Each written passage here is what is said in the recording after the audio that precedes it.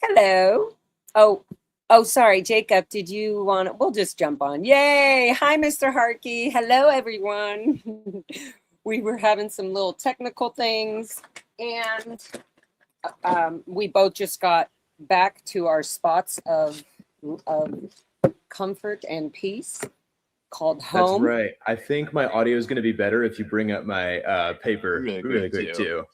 Right there. There we go. Is that better? Can you hear me now? Yeah, better? perfect. There we go. Nice. It cleaned it out nice. Oh, and of course we have Black Beauty distracting me already, but he's being sweet, so that's okay. Good evening, Kathy. Kathy's been a consistent returner to these streams. I'm impressed. Yeah. You're probably keeping up and relearning or refreshing quite a few mathematical concepts here. Mm-hmm. I appreciate Kathy and Peter, everybody else who's been a regular in here. How have you been? How are you? Me? Good. Good. My immediate response, oh, walking on clouds. Busy, exhausted, joyful in moments like this. Aw.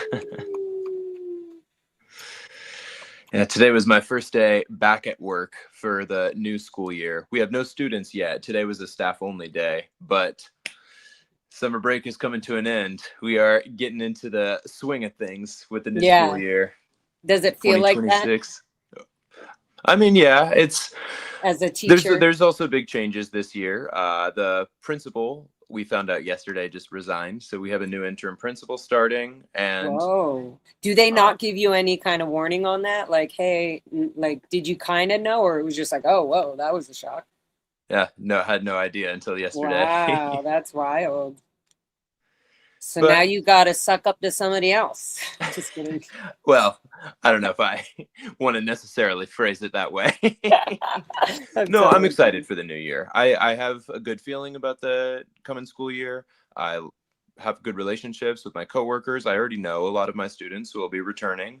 Yeah, it's a bittersweet moment, the end of summer break. I do like my job and I am excited for the new school year, but also I've been used to sleeping in a lot lately, and now back to work.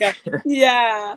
Aww. Although when I was at camp, that was a good transition to get me back into the swing of things, back into having a long daily routine. I mean, I don't remember how much I talked to you about that beforehand, like what the camp is and what it's like.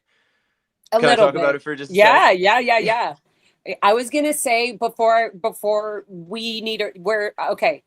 I'm gonna say this now. Go ahead. I did group therapy yesterday, and this all came up like hard, and everybody was talking about it, and it was really intense, like for me, because I was breaking it down, and I just wanted to share a little bit with you guys and where I kind of want to set the mode of all this, of this moving forward. Because certain things were happening. I obviously you've seen it where I was getting triggered quite a bit on certain things, and just in actually it's actually happening a lot more than people see on the screen. I'm literally like, it feels like I'm in high trigger mode the whole time, and it's not necessarily because of the live stream and being vulnerable at something that the whole world is watching, but also that's part of the point.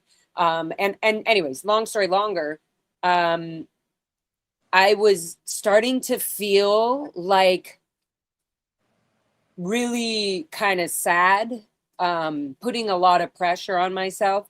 I was feeling, as you guys saw, there was instances where I could feel like super sad. But I realized a lot of things in this therapy session. I have to have fun. which I love that you do with me when we're having fun. I feel like we need to not rush at all. You need, like, other than your time being important and everything, which is amazing. But I feel like we went into this because we're fun. We hang out and we're fun together already. And I feel like my brain can handle things as long as they're in the fun department. And I feel anything could be made fun. I came out of the cult of Scientology, where sadly as a child, my whole childhood, I was turning work or abusive situations, sadly, into fun. And that is the reason it got me through. Like, in my mind, I had to make it fun or I couldn't get through it. I would have broken down. And so I'm starting to use these tools that sadly I learned in a corrupt cult organization that really taught me also through all that. It teaches you how to learn. So here I am, like, putting so much pressure on myself because of the way that I was taught. I was thinking, if I'm yawning, for example, I was yawning and I know we made a joke about this, but I felt like, oh my God, I'm not understanding it. I felt guilty. I still feel guilty. Oh, that's so disrespectful. Don't yawn in front of and it's really a lot of criticism. I've self-criticism through this whole process so far that I wasn't aware of. And I feel bad because I was in it, like, and I'm not stepping from it and being like, oh my God, this is so joyful that I get to, even if this takes me 5 years, at least I get to learn. And while I learn, I want to make it fun. So I learned that in the therapy session, those two things. I do really well with fun. I love joy. I will forget that I'm 40 or 90, whatever. And fun to me is creating art, music, joy, learning math in a fun way, joking so that I never forget a math problem, things like that, and not being so strict, because I'm doing this for myself. And I'm hoping people in the future that even watch any of this, if they ever watch it, maybe we're only watching it as we go and then it's done. That's it. But I just think that the key here is to unlearn the abusive ways that I was taught to teach and to learn. And I need to be gentle on myself. I need to be gentle on little Lara. And I also need to look at it from that perspective, that I'm actually I'm learning so that I can be a teacher, and not that I'm learning because I'm an idiot and I haven't learned this and I'm 40. I'm actually learning this really well so that I can somehow teach later in some form. So I think I've thrown a few things out here of, like, a lot of stuff that I, like, broke down in this therapy session. Although the group was really into it, bless the group. Oh my God. The group was totally down to talk about it all. And we were all had very in common, understandings and realizing, oh my God, that's right. So this is also difficult for me because it's the first time I'm doing this really and really paying attention and learning how to do it just in a natural learning way. But I'm also unlearning. And this is where I self-criticize a lot. And I need to remember that that's what was taught to me, to criticize myself and to be heavy and speed it up and A to B, you're not getting it. Look up your word, like, really hard. And so I already feel good talking about that. So I love it and I'll show you some books I got today that I'm very excited about. And I got so much joy getting these books. Actually, I'm going to show you them right now.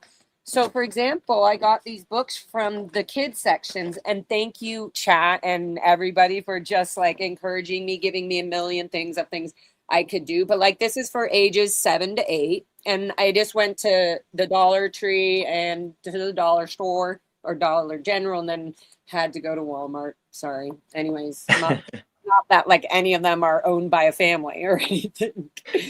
Like, I mean, like, a independent family. But, like, flipping through seeing this is joyful. Colors to me is joyful.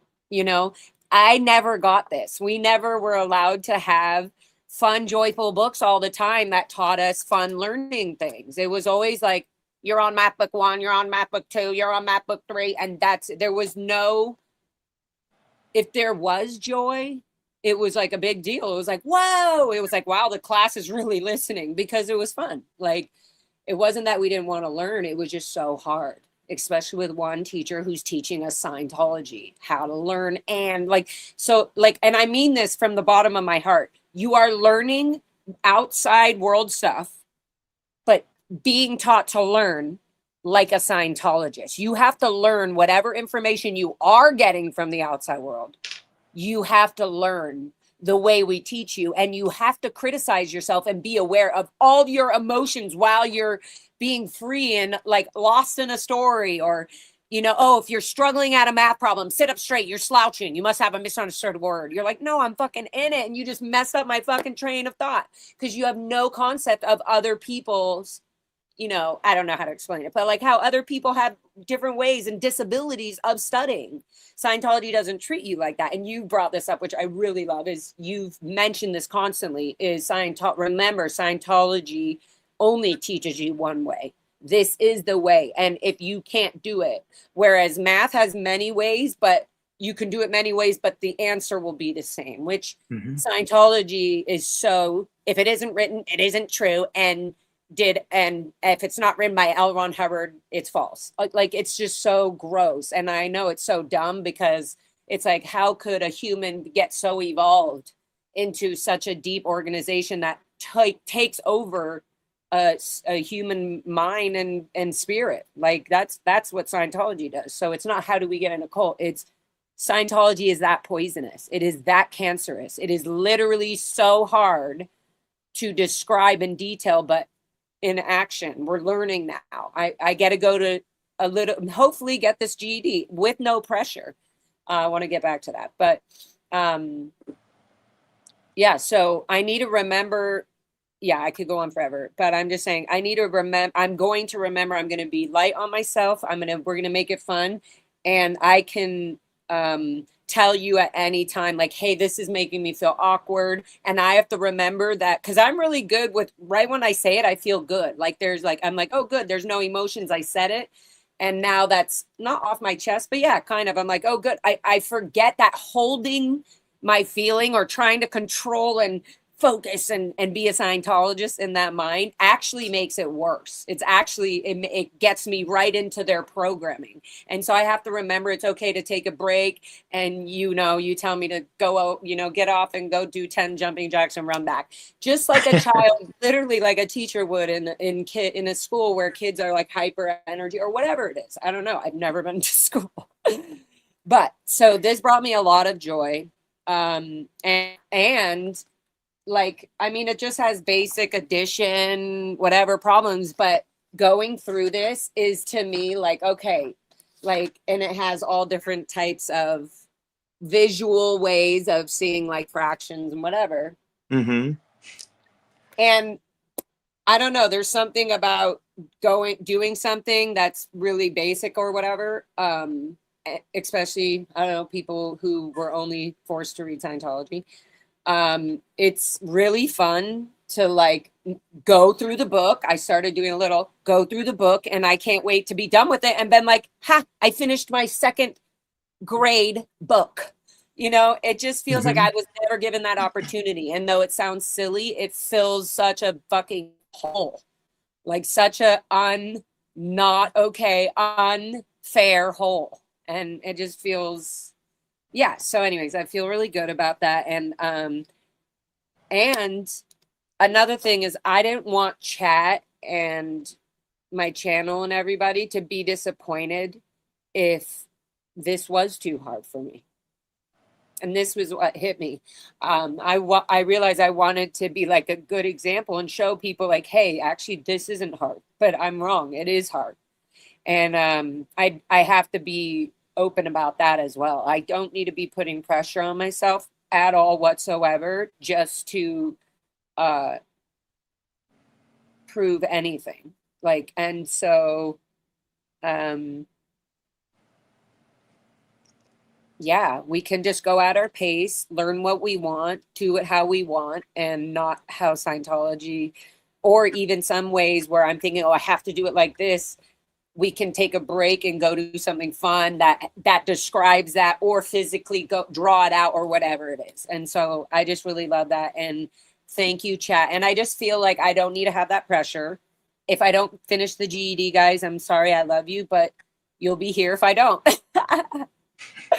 Like, and that's the thing. But I really want to give it a try, and that's what I'm doing. And I'm also going to make sure that I don't be hard on myself, because that will keep the fun in it and get through what I can and learn what I can, because it's actually so joyful that I am learning.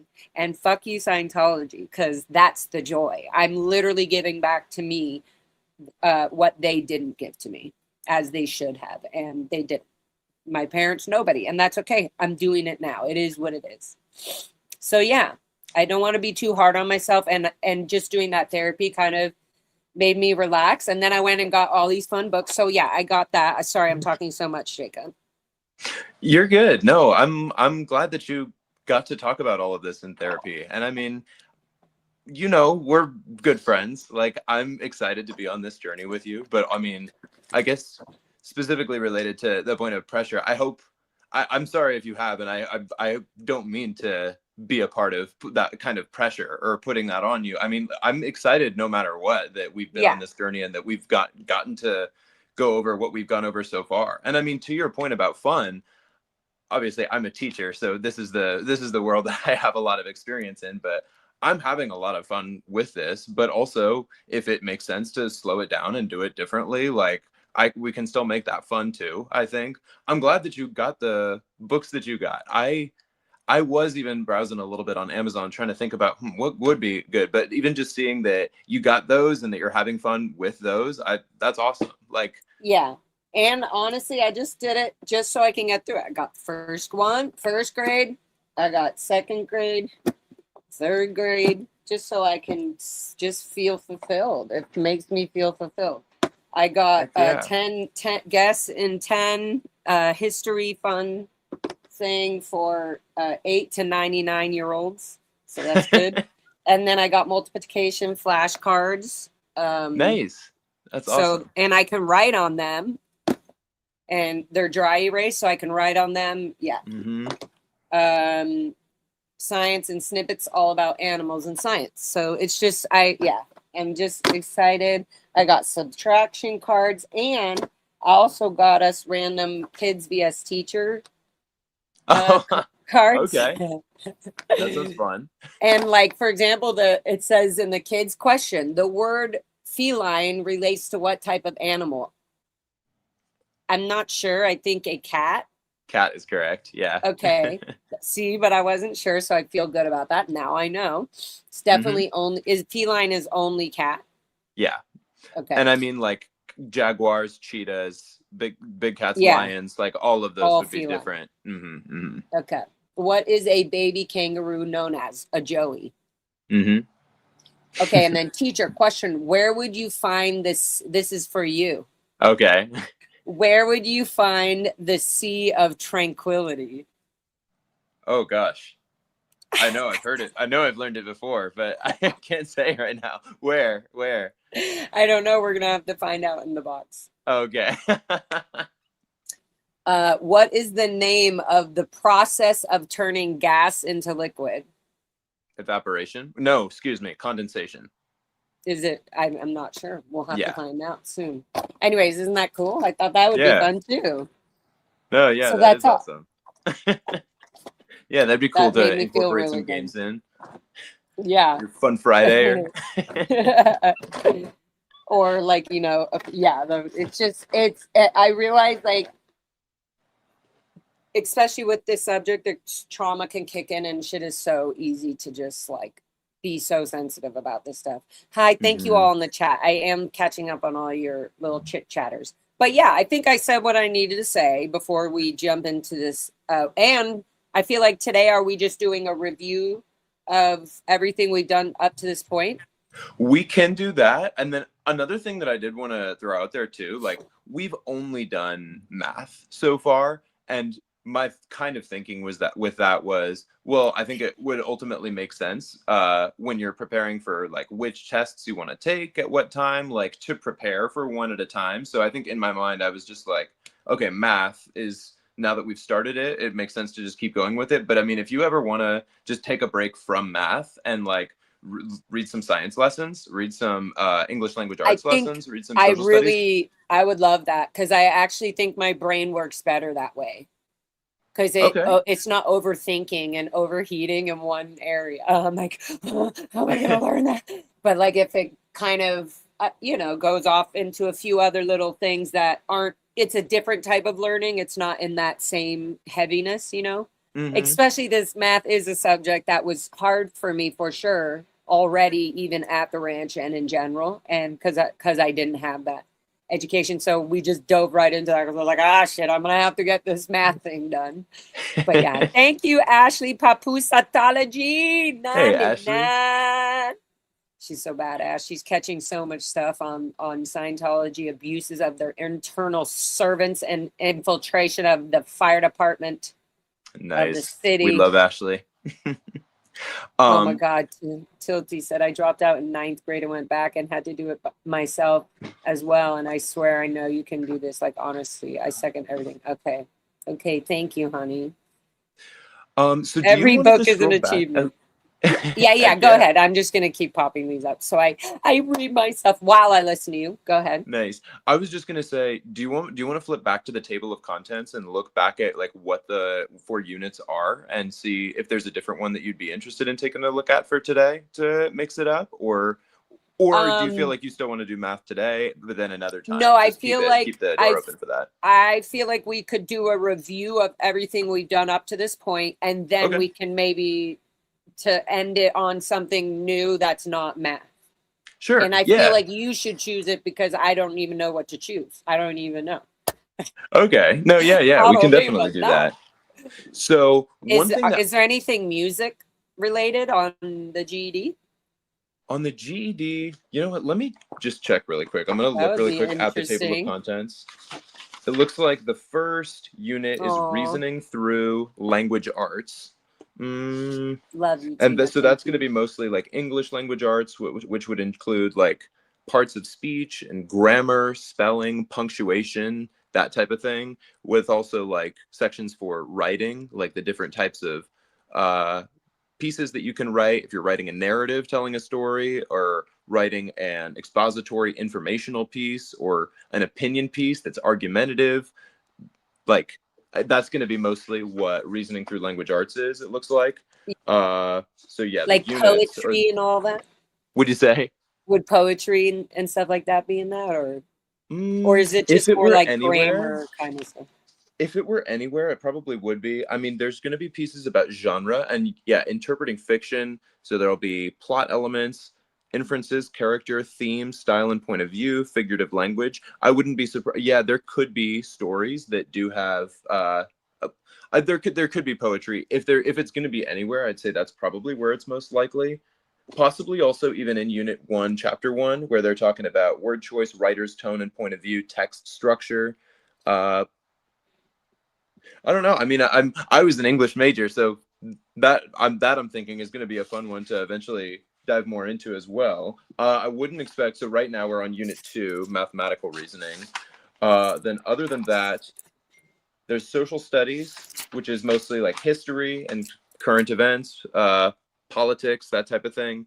And then Unit 4 is science. So yeah, as far as visual and performing arts, or like theater, like music, that type of thing, I'd say the closest that we would come would be like the sections on fiction and nonfiction and different genres and writing styles that are in the language arts test. Okay. So I don't know. For now, we want to flip back to Unit 2. Oh, what I was going to say too is one thing that I didn't really go over as much with you was the practice test that was at the end of Unit 1 or Unit 2, Chapter 1. So okay. Wait, am I saying that right? Yeah, the first chapter of math lessons. I remember when I got back from camp and we did the first stream back together, you showed me like, oh, there was a couple of problems that stumped you in the chat. So we just went through those. Yes. How did you feel about like the rest of the test? Like, did you feel like for the most part you were able to handle most of it? Did you feel like they were hard, but you got through them? Like, because once I learned that the pattern of doing all of it, I think I wouldn't say it was easy. It got easier. Okay.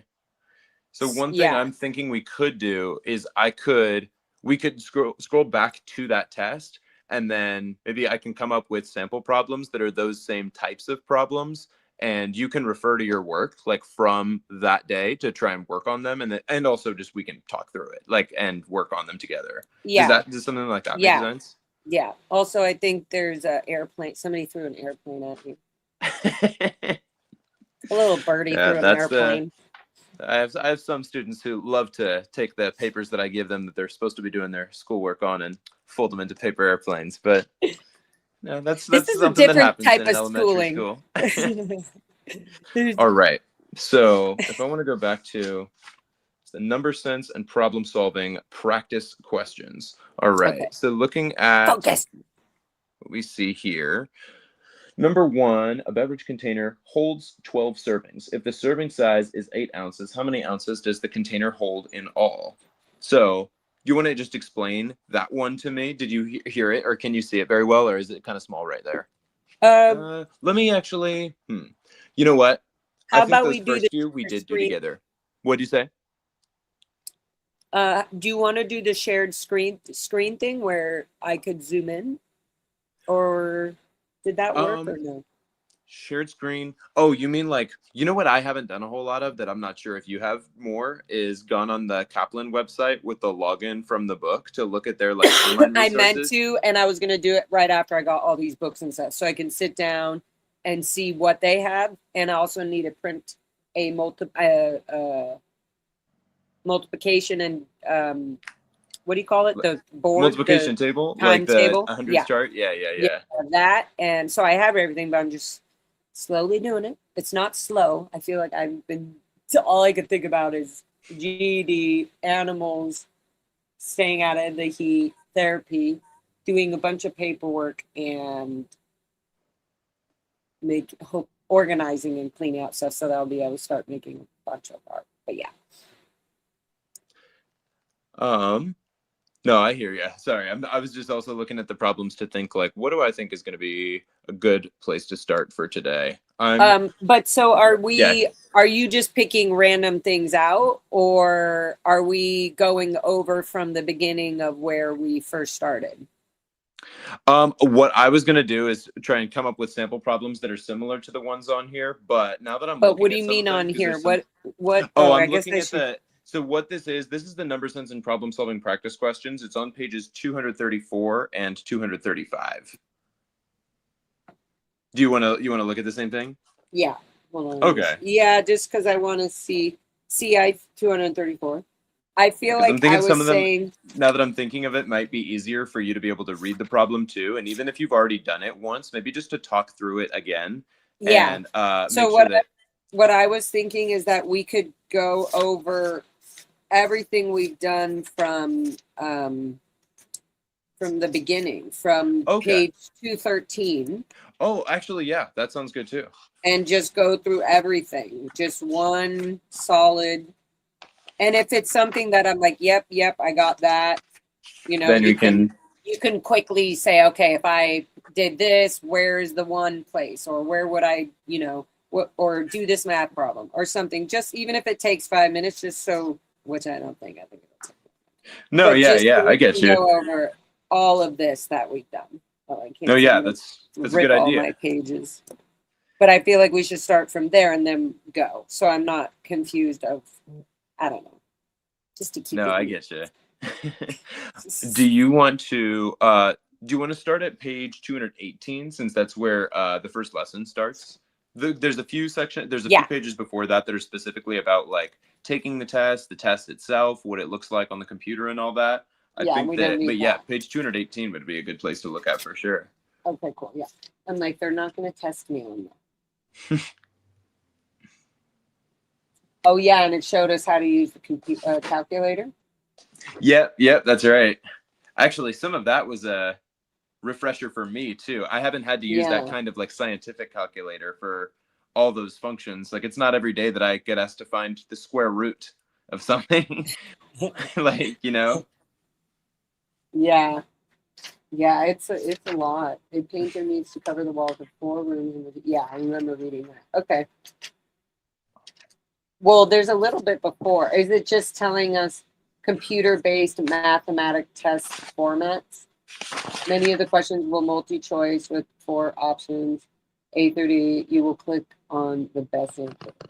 Yeah, if you want, we can look at page 213 and just reread the about the test to go over again, like what percentage of questions will be related to algebraic reasoning and what percentage will be related to quantitative reasoning. Do you want to go ahead and take it back to 213? Yeah, just so we could feel really good about the whole chapter. Yeah. Do you want me to go ahead and read out loud?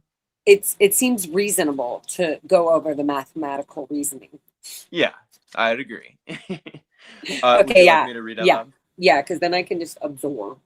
Yeah. Mathematical reasoning. About the test. The GED mathematical reasoning test evaluates your ability to solve mathematical problems and apply mathematics to a variety of contexts.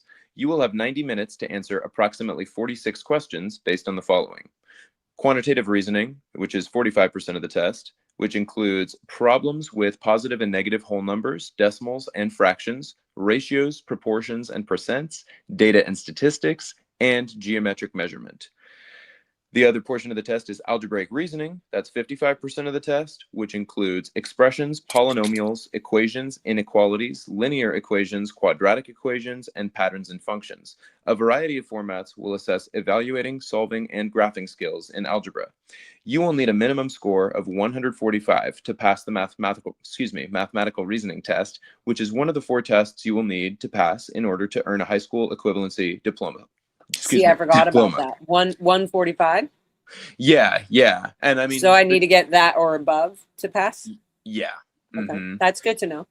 And actually, the truth is, I haven't taken a practice test, so I'm not exactly sure. Like, if that's like, if I know exactly what that compares to, as far as like what percentage of the questions we're getting right. But I mean, in any case, that is good to be aware of. And then the next section is about tools. Did you want to read through again about the calculator? And let me scroll my camera down a little bit. Tools, calculator. For most of the test, you will be able to use either a handheld or an online version of the Texas Instruments TI-30XS Multiview Scientific Calculator. You can access the online calculator by clicking on this icon. You can also take your own handheld TI-30XS Multiview calculator to use on test day. And I commend you for making the choice to get this, because I even remember the first time that we started going through this, I was like, oh, I don't think you'll really need it. You'll have access to the online version. You'll be fine. But you were like, no, I want to get it. And then we went through the lessons that are related to using the calculator, and I realized like, oh, wow, this is really good to go over. Sorry, your mic is muted. Were you trying to say something? Yeah, I was saying I definitely needed it. Yeah, I had no idea that that's how you divide on a calculator and get the square root.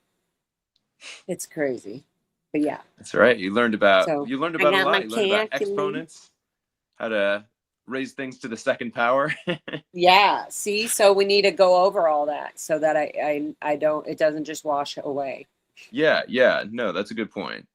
It's a good thinking on your part. Yeah. So we see for the first 5 questions on the test, you will not be able to use your calculator. You can take up to 12 of the 90 minutes with these questions. Check all of your work carefully before you leave this section of the test. You will not be able to return to these problems once the online calculator is enabled. If you forget how to use a specific calculator function, you will be able to access a calculator reference sheet from the computer screen by clicking on this icon. Formula sheet. A copy of this formula sheet appears on page 413 of this book. I can turn to that in a sec if we want to double check that again. You will be able to access these formulas by clicking on this icon. Other formulas that appear in this book should be memorized. Symbol selector. On some fill-in-the-blank problems, you will need to use a symbol from the symbol selector toolbar. You can enable it when the icon to the right shows up on the light blue toolbar at the top of your screen. At the testing center, you will be given a dry erase marker and a wipe-off board that you can use as scratch paper. Okay, so they say that the formula sheet is on page 413. I kind of want to click to that and see what all is on there. And I don't remember that I did this before, but okay, so it's just got a bunch of the formulas that you could potentially need. Most of this we don't even need to worry about yet, but I guess this is a sheet with a list of formulas that you'll have access to. So like if you're asked to find the area of a square, you'll be able to see that that is side squared. Area of a rectangle is LW, which is length times width. Area of a parallelogram is BH, which is base times height. And anyway, for all of these perimeter, surface area, and area formulas, you'll have access to the formula sheet, so you won't have to memorize the formula. If that was a lot, we don't need to. It's yeah, not no, I yet. know, yeah, because we haven't done it yet. Yeah. But that is good to know. Yeah, we I don't can remember totally that I jump into the other stuff. The next thing, oh yeah, yeah, we could totally. I see now what you were saying. So but it's gonna the calculate the other remember there's something on here that made us use a calculator. Yeah, okay, good. That was lesson. It wasn't lesson 1. It 2 was or 3. lesson 3. Lesson 3 was test calculator skills. Yeah. Okay, good. Okay, so we'll just go over that as we go. Okay.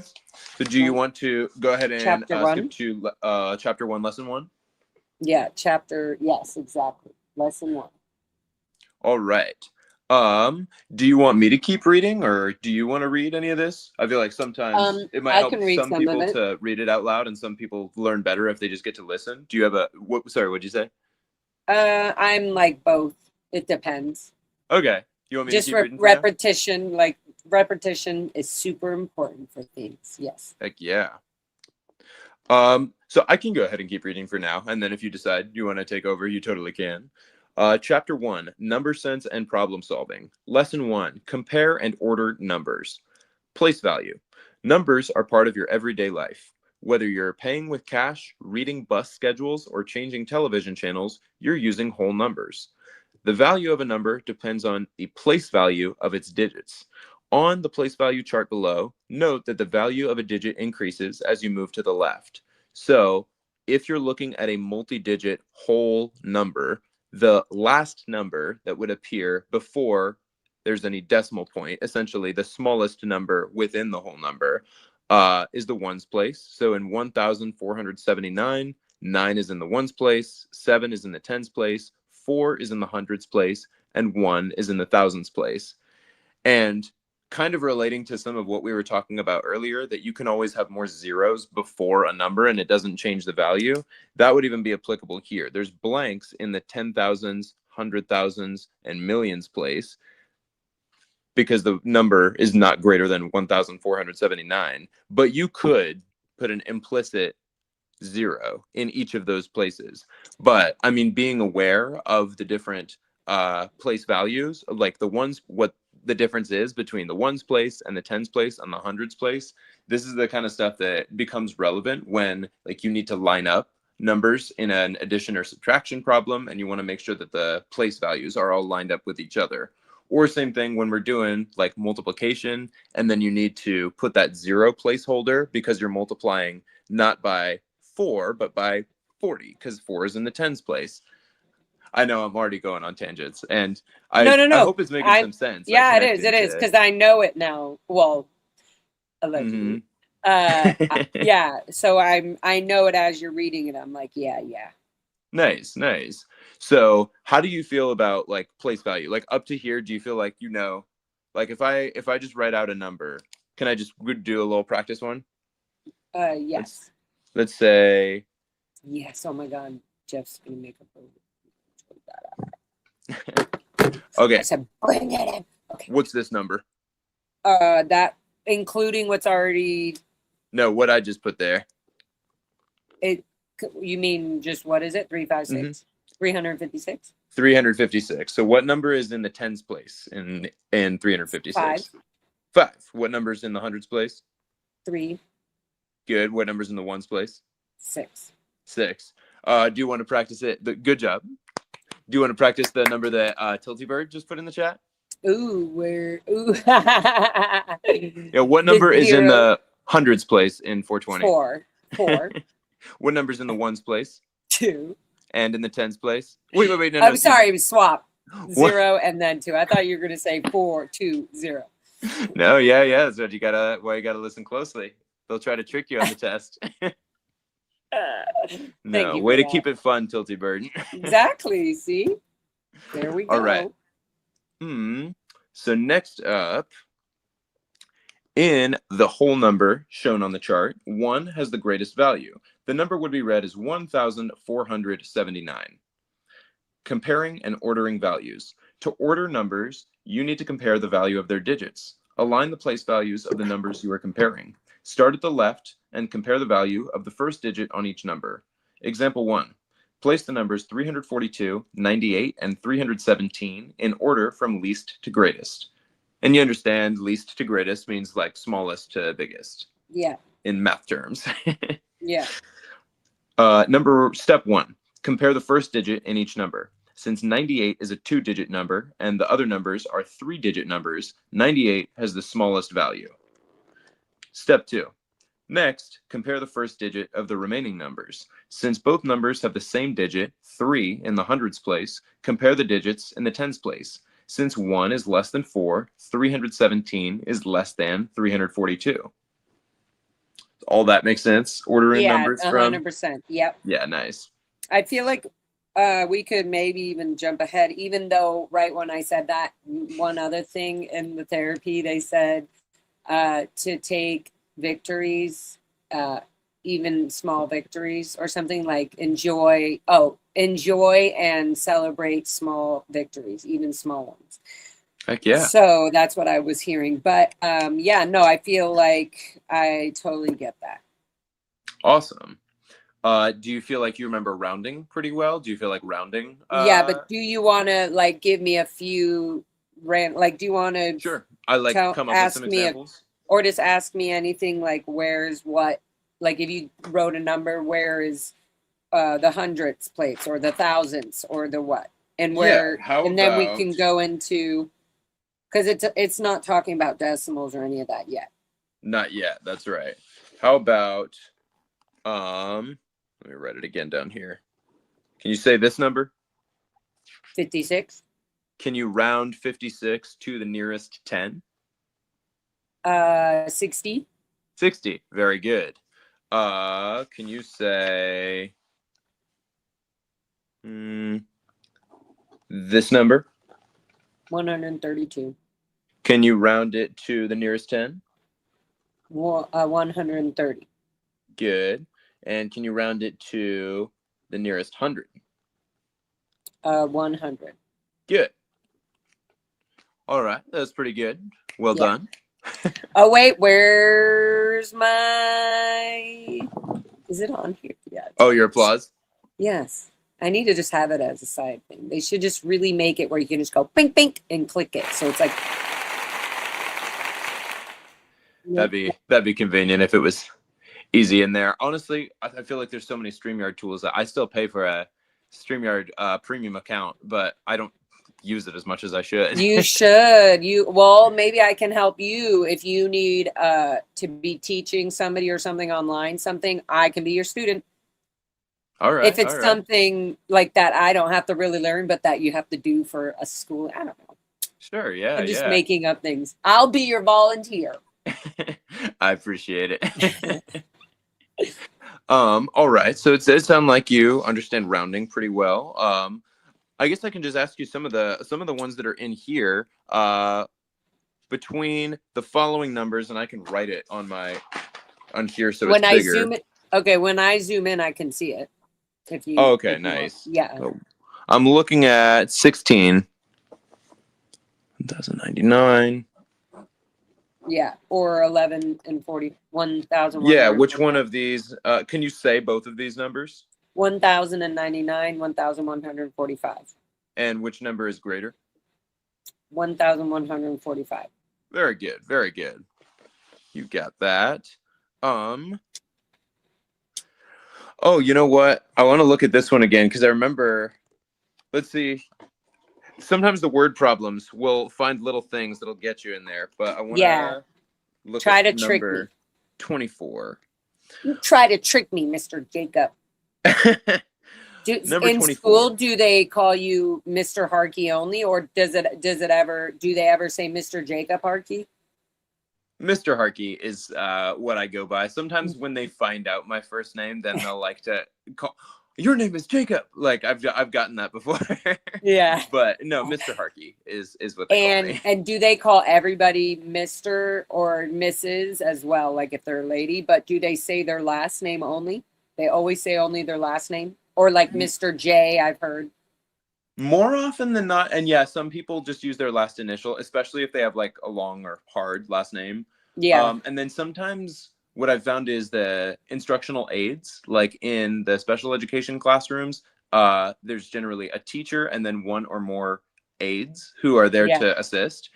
They'll be more likely to use their first names. Miss, just Miss first name. Whereas Miss Lara. Or I was gonna start saying some of their names. I was like, I don't need to do that right now. But yeah, that's what I've noticed is that teachers, for the most part, will use their last name. I did have some coworkers at the last school that I was at when I used to teach up in the Bay Area, who used their first name, like Miss first name, if they had a particularly difficult last name. Yeah. But that's what I'd say is most common. Now, when I was at camp, there I used there they just call me Jacob. Actually, at all the various jobs that I've been in, I've been Mr. Jacob, Coach Jacob when I used to teach chess lessons, just Jacob when I'm at camp, and now Mr. Harkey at my current job. Why at camp is it different? I don't know. Everybody's just kind of on a first name basis More casual. when we're at camp. Yeah, I guess so. And it's a YMCA camp, and I think that's also fairly common for employees at the YMCA to be known by their first name. Like, I'm not sure, but that's how we tend to do it. Do they play the song "One Man"? Oh yeah, we had a dance on Thursday, and yeah. Oh really? To YMCA? There's no need to feel down, I said, young man. No, that's hilarious. We get into that. Oh, Tilty Bird, you went to a YMCA camp? Tilty Bird, are you a ragger by any chance? Did you ever get a rag tied? It's a YMCA tradition that I wouldn't necessarily expect everybody to be familiar with. But oh yeah, Tilty Bird is saying camp is another world. It really is. It's like we all, Jacob, thank you as a former YMCA kid who only had safe summers because of them. Oh yeah. No, our YMCA summer camps, they're really cool. We have this program where every kid who's there, every camper has the opportunity to become a ragger, where they get a rag that's just like a triangle piece of cloth that has the YMCA like raggers emblem on it, that has a square and a circle and a triangle in it. And in order to get it, you have to choose someone to counsel you and talk about your goal and what it means to you to live a principled life or be your best self, and what area of your life you would be interested in setting a goal in that you can work toward. And so then everybody who chooses to get counseled and select a goal and work toward that goal, they all get to have a rag tied around them. And then we all wear our rags just around our necks when we're at camp. And then when we leave camp, we put our rags away. But it's like a special thing that we have up there. And raggers points are where which are often just rock formations with the triangle and circle and square. That's the raggers emblem or raggers like symbol. These raggers points exist at camps all over. But so I'm super curious to know if Tilty Bird got to go through the raggers program going through YMCA camp, or if it was mostly day camp. Oh yeah, we had raggers. Oh my God, the memories are screaming back, because our YMCA was in Royal Roads University and we were mostly in an old boathouse. Gosh, that's awesome. Oh, Peter Anderson's got a funny question in the chat that I don't even know. Question, write the biggest number you know. We'll be here all day. I could write 9999999. I mean, am I allowed to just write a big number times 10 to the 23rd power, or just write a big exponent on there? Would that be cheating? To the millionth power. To the billionth power. But so yeah, anyway, I got away on a little bit of a tangent to just talking about YMCA camp, but that's one place where we just tend to go by our first names, the counselors. Oh yeah, Peter typed out the infinity symbol. That's a good point. And sometimes we will use that Peter's getting smart. Bing. When we have to say that there's infinitely many solutions. We'll get there to those types of problems when we get there. In the meantime, I feel like you're pretty, oh yeah, that's right. I was about to read number 24. Look at me. Now that teacher is the one getting distracted off topic. But that's fine. We're having fun. Yes. Number 24. When stacking items, the heaviest items should be placed at the bottom. Starting at the bottom, in what order should items weighing 45 pounds, 40 pounds, 50 pounds, and 48 pounds be stacked? Okay, wait, say the numbers again. 45 you pounds. But you said the heaviest items should be placed on the bottom. Correct. So that would be either C or D already, because that would go first, right? That's right. And then, in what order should items weighing 45, 40, 50, 48 pounds? So it would be C. That's right. Very good. Brava. Oh, sorry. Guys, don't mess with me. I'm going to get this down. I thought you were going to play the applause. I did. Oh, I didn't hear it. So can I not hear it on my end? Oh. Can you guys hear the applause? That is such bullshit. This whole time you can't hear it? I mean, I haven't been able to hear applause, but maybe that's just because I'm in the StreamYard. Maybe everybody else can. I'm not really sure. Okay, Tilsy Bird heard it. You can't. Oh, maybe it's because the other, your other mic is muted, and you know how we did that. Oh, that could be. Yeah. Okay, maybe, good. They maybe. can hear it. Okay. People like. I was like, that's good. Sorry to scare you there. Again. I just played it again for good sakes. Nice. Okay, cool. Why don't we look at number 25? Okay, perfect. And then we're done reviewing lesson 1. Cool. Question 25. Which of the following correctly shows? Well, actually, can you say that number? Can you see it okay? 1,000,005. Oh, wait, hold on. Was that right? You're on the right. You're off to the right start. Yeah. 1,543,976. Correct. So which of the following correctly shows 1,543,976 rounded to the nearest 100,000? 100,000. So 100,000 would be 5. And so to round it to the nearest 100,000 would be C. Oh, I was looking at the answer and it was circle. I mean, not looking at the answer. I was doing the problem and then I chose and realized it was circled. But nice. Yeah, C, 15. 1. So there's no other, you know how people say, like, you could say 1,500 or you could say, oh, well, I guess you could say, yeah, never mind. That was. Well, you could say, so first off, can you go ahead and say that number? And then I'll say what I was going to say. 1,500,000. Correct. You could also say 1.5 million. Sometimes people will say that because 500,000 is a half million. Yeah. People. I mean, if we're talking about like math, like what's the correct mathematical way to say it? 1,500,000. But just like colloquially, the way that people talk, people would say 1.5 million. I think they would say 1.5. That's what I hear my old millionaire friends say. Oh, we got like 1.5 on that. Yeah, good point. Okay. That works too. Okay, cool. Good. That was easy. Thank you. You can't hear it, but every time you see me do this, you'll know that that's what's happening. Nice. Oh my God. And I'm getting a hamburger coming in right now. Yes. Oh my God. Yes. Thank you. Oh my God. This looks so delicious. It's a burger, but on sourdough. Wow. Oh my God, Jeff. This looks incredible. God bless you. Thank you. I'm so grateful. Thank you. Did you see this?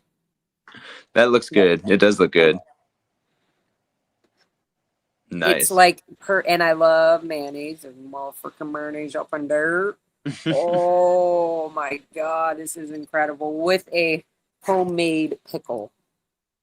Homemade pickle? Yeah. It was grown there? We make pickles out here. Mm-hmm. Nice. They're so good. They're so good. It looks good. Enjoy.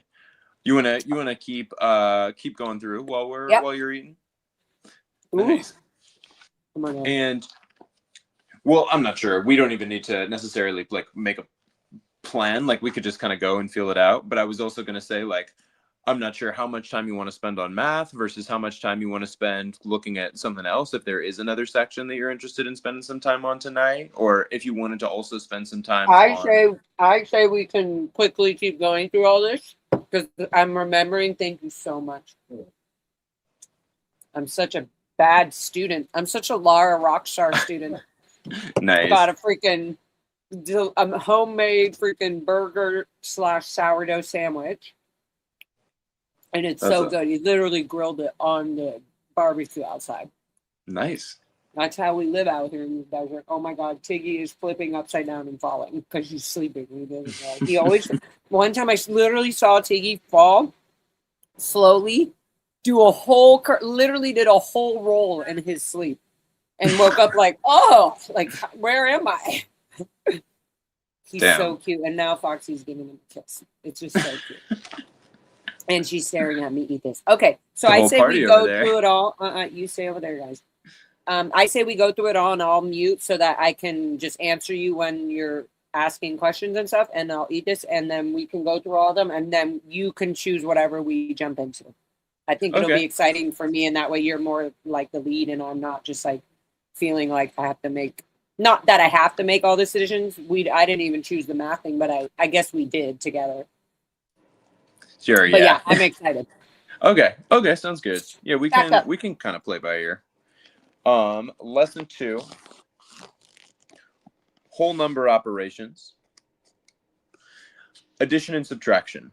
You use addition when you need to combine amounts. The answer in an addition problem is called the sum or total. When you are adding, it's helpful to stack the numbers in a column. Be sure to line up the place value columns and then work from right to left, starting with the ones column. Sometimes the digits in a place value column add up to 10 or more. When this happens, you will need to regroup to the next place value. Example 1, add 40 plus 129 plus 24.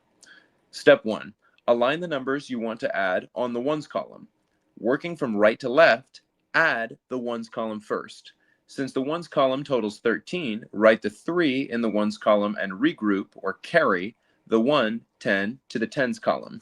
So just what they were doing there, they lined up 0, 9, and 4 when all the numbers are lined up by place value. Those 3 numbers are the ones in the ones place in each number. May have made that a little wordier than it needed to be. But 0 plus 9 plus 4 is 13, which means we'd have 3 in the ones place. Okay.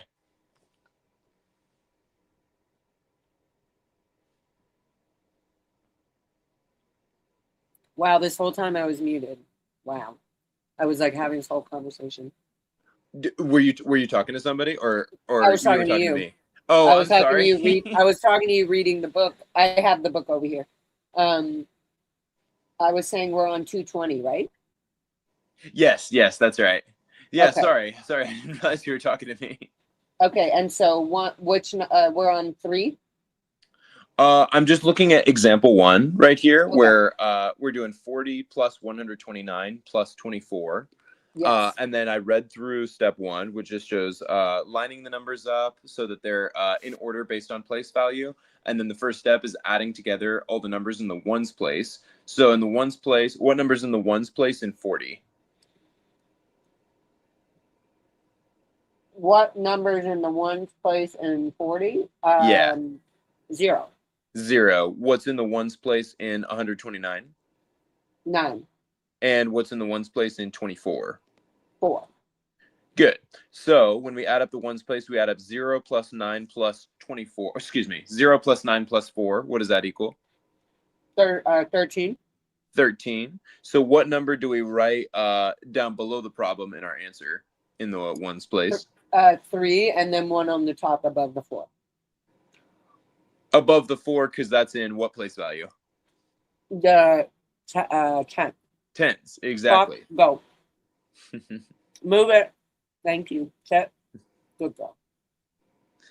Good. So then we add up the tens, the values that are in the tens place, which would be 1 plus 4 plus 2 plus 2. And what's that? 9. 9. Very good. And then there's only one number that's in the hundreds place here. What is it? 1. 1. So Bring that down. Bring that down. And what's our final answer? 193. 193. Very good. I feel like you know how to do all that. Mm-hmm. And sometimes even talking through it step by step can be like, sometimes just hearing the steps out loud, I feel like is harder than actually just sitting and doing it. Yeah, I'd be like, boop, boop, boop, boop, boop. Mm-hmm, right. So whole number operations, if you want to look at some of these, I can't remember if we did all of them. I feel like this was another one where when we were first going through it, we did a few sample problems and then you were like, okay, I get this. And we moved on. Yeah. How do you feel I right feel now? like I feel really good about all this. The thing I realized I didn't know about the subtraction Mm-hmm. in whole number operations was that the whole 0 thing that I didn't have to keep minusing them out once I just took one from the other, unless the number was lower than the number you're subtracting. Then you do the same thing, cross it out. So that's really good because that was not a definite thing in my mind. I wasn't quite sure about all that. You feel good about that now, though? Did you want to do yeah, any sample totally. problems, or you feel Yeah, like I mean, we you don't can need- test. I feel like you could do a big number and not in subtraction or addition, and you can test me in like 3 different ways or whatever on different things, and then I feel like we could be good with all that. Okay, so how about? And then maybe they just did an example on 21, like what is the total weight, but that has nothing to do with like weight or anything. It's just about adding. I see. Yeah, I thought it was going to teach us something different, but it's just more addition. Gotcha. So, what but if yeah, we did... test me. Okay, beer time. Beer time. Love you guys. We passed 420, so now I'm having a beer. Nice. This is a light beer too. I think it only has like 0.3 alcohol. It's really just bubbly. I just like bubbles. Hi everyone. Hi Jennifer. Is your friend a CB? No, he just owns the property, and we are both Aquarians. We love like making good things that we know how to make, that we love making. Nice. He has his way of making. Sorry, I'm getting distracted. Let me just finish because we're not in a rush. He has his way of making certain things, and then I have my way of making certain things, so it always feels like a fun new thing. Like, I wouldn't have really thought right away to put this on sourdough. I was thinking like a burger with bun. I was like, oh yeah, we don't really have buns. We have sourdough. Okay, love you. Nice. Keep going. Okay, sorry. So the problem that I wrote out here, could you just speak it to me? Like say the problem? Mm-hmm. I like how I did that right when I took a big bite. Okay, so 5,009 minus 643. Very good. So solving this problem, where would we start? From the far right, Mm-hmm. and we would subtract 3 from 9. Yeah, what's that? Which is 6. Very good. Then we would cross out the 0 on the left of the 9, which is in the 10th position, and make that a 10.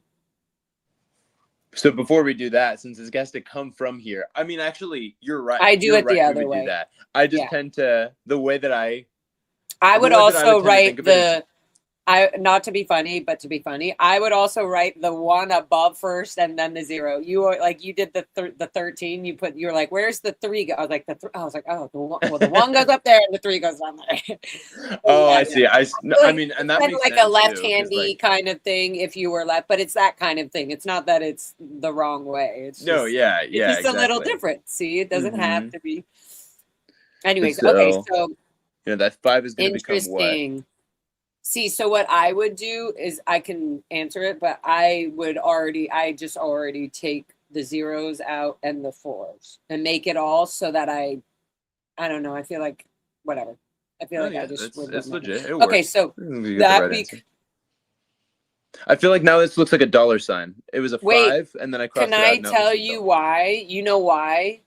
Mhm. You know why I would do it like that? Why? Because what if one of those 0s like was an 8, and you didn't have to subtract. So Well, I wouldn't I already have see. to take out of the whole. So Okay. that's why I don't think it's good to do it like that. Because then I might cross out the 5 already without realizing, oh wait, I might not need to do that. But you're already seeing the 0s, so you're already doing it. Yeah, no, if it's easier to just take it one step at a time and Yeah, that way. start there. Otherwise, I might mess up. I feel like I could lose. I don't know. I could lose focus. So you know that the 0 is going to become a 10. Yeah. So what I would do do you feel weird crossing it out and doing it? I mean, I guess it's happening organically. We're gonna get to it all. But in order for this to become a 10, where does that 1 in the tens place come from? The 0.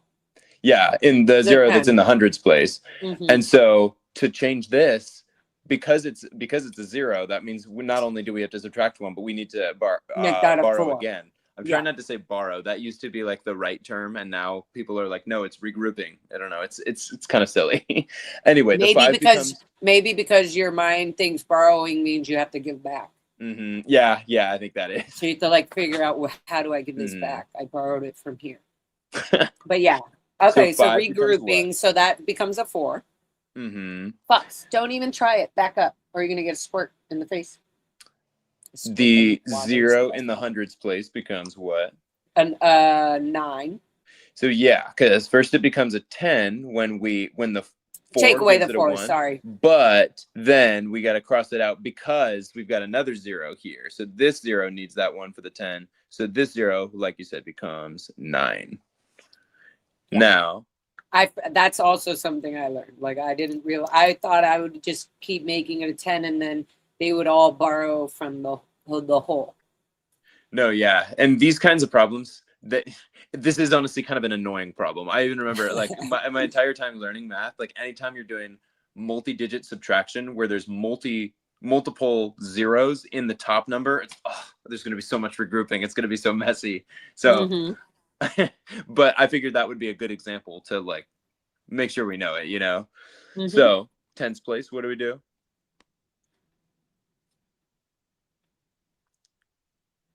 Four minus 4 from 10.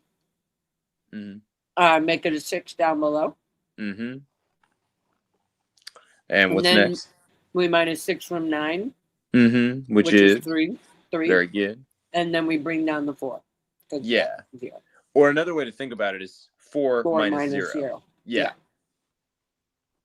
So our final answer is 4,366. Very good. Nice. All right. Are you on any time constraints today, or do you know how long you're looking to go for? I'm good. Okay. Yeah, we can keep going. Let's. Do you want to just why don't we just make this one the review of everything? I mean, the review of everything. That could take a long time. We're already like an hour in, and we're only 2 lessons. No, but I mean, you can just do one problem from each thing. Oh, I see. Yeah. We don't need to take this long on it, but I appreciate it, though. No, yeah, for sure. I would just rather spend more time on ones that I definitely feel a little not so secure in. Sure. Yeah. Yeah. Do you want to grab out your calculator and Yeah. then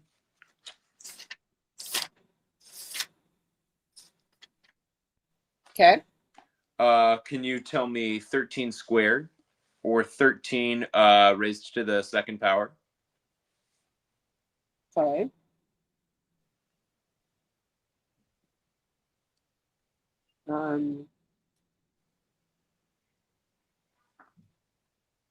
Okay. We do, what is it? 14 or 13? 13 raised to the second power, 13 to the second. Okay, so I go second, and then I go power 13, enter. My No. memory was that you press the up arrow and then 2. Let me see. I have to remember because I don't have the calculator on me either. And and actually, there's also the x squared button. There's two ways to do it. I forgot about that. yeah. Well, I pressed the second, and then I did power to the 2, and then did 13 equals. What'd you get? 13. No, that would be 13 to the first power. Oh, okay. Can you try? Go ahead and press clear. Okay. And then press 13. Mm-hmm. And then press the up arrow. Mm-hmm.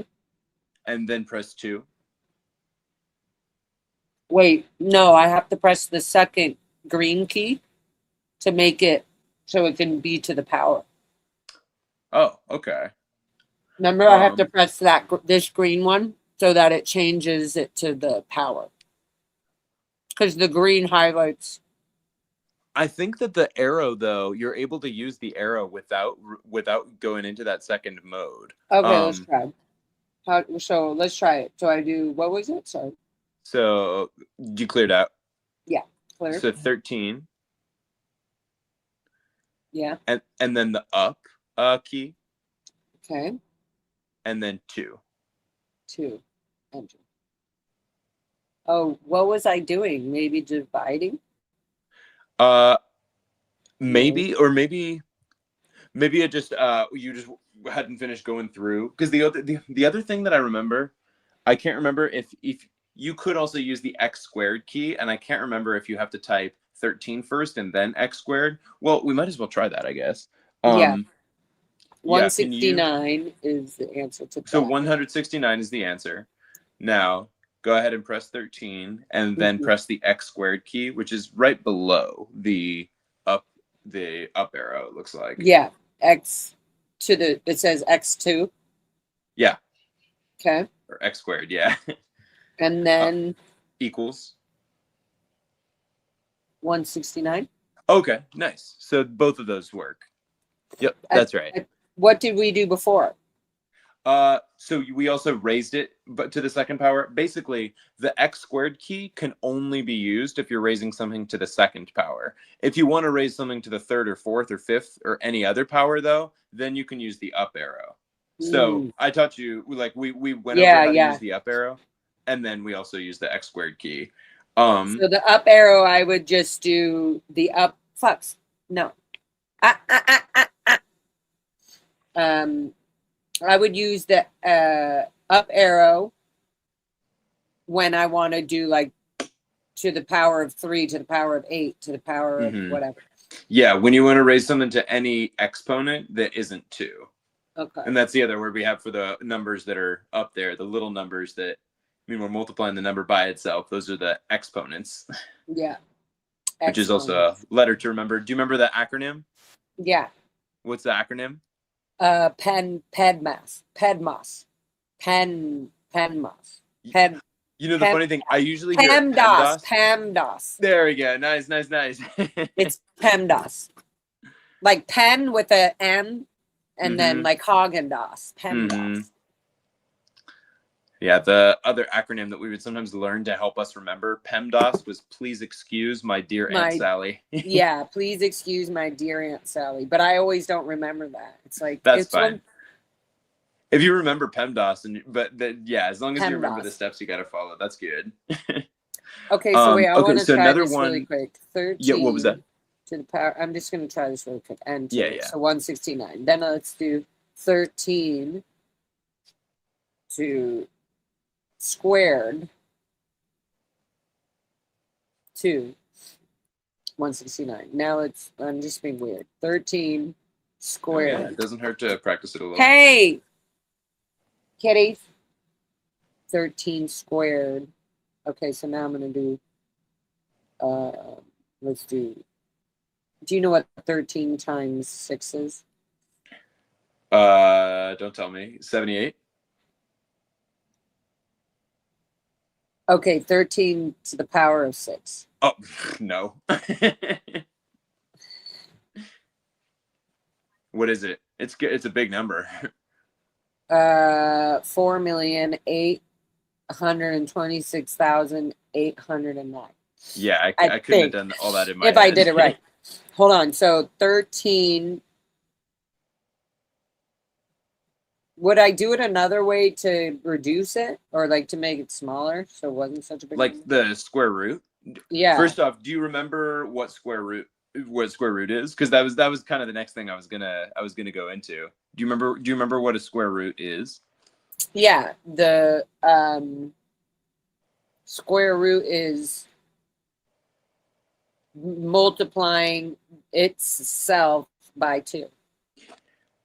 Not Itself. by 2, but 2 times. Yeah, Two times. That's why I'm Like, saying which by 2. Yeah. Like doing it twice, but its number. So what is the square root of 25? 50. No, that's 25 sorry, times 2. that's times 2. Yeah. 25. The square root. So meaning what number times itself equals 25? 5. 5. Good. What's the square root of 9? I'm just wondering what I was thinking. 3. Good. Yeah. And so square root would also be similar to like what's that called? The whole number when you're trying to find the common factor. Oh. I mean, yeah, kind of. Square root, if you find the square root, it'll help you find the common factors. Exactly, because yeah, with a number like 25, you know that 5 is a factor that can be multiplied by itself to get 25. Exactly. Yeah. Interesting. I think I just mixed those a little, but now I'm like, oh yeah, what was I thinking? I was just mixing 2 different things, but not totally, because I still got it kind of right. And then do you remember how? So with the calculator to find the square root of something, you have to press the this is when you do have to press the second key. Second one. So, yeah. So like if we were to, if I were to ask you to find the square root of 625, then you'd press the second key. So I would do second key. Then 625. Actually, no. Yeah. Now you want to clear out. Okay. I'm deleting. I deleted. Nice. Okay, so then go ahead and press the second key. Okay. Now, finding square root of 625, the next thing you're going to do is you're going to press that button that says x squared, because right above that button, it shows the square root sign. Yeah. Then once you press that, then you'll press 625. Okay, so that first. Yeah. Okay, then 165. Oh, 625. Oh, whoops. Clear. So let me just clear this out. Okay, second, and then I'm getting the square root. Mm-hmm. And so then, what is it? What's the number? 625. 625. So you're asking me what is the square root of 625? Yeah. And then I could probably figure it out in my head, but okay. And then I'll press enter, and that's it. Uh-huh. It says 1. That shouldn't have been. Let me see. Clear. Hold on. Let me do it this way. Second, 625 square root, enter. No, wrong. Okay, clear. Can you try it again and then just hold it up to the screen before you press enter? Yeah, so I did second. I pressed the green button. Then I pressed the arrow up. No.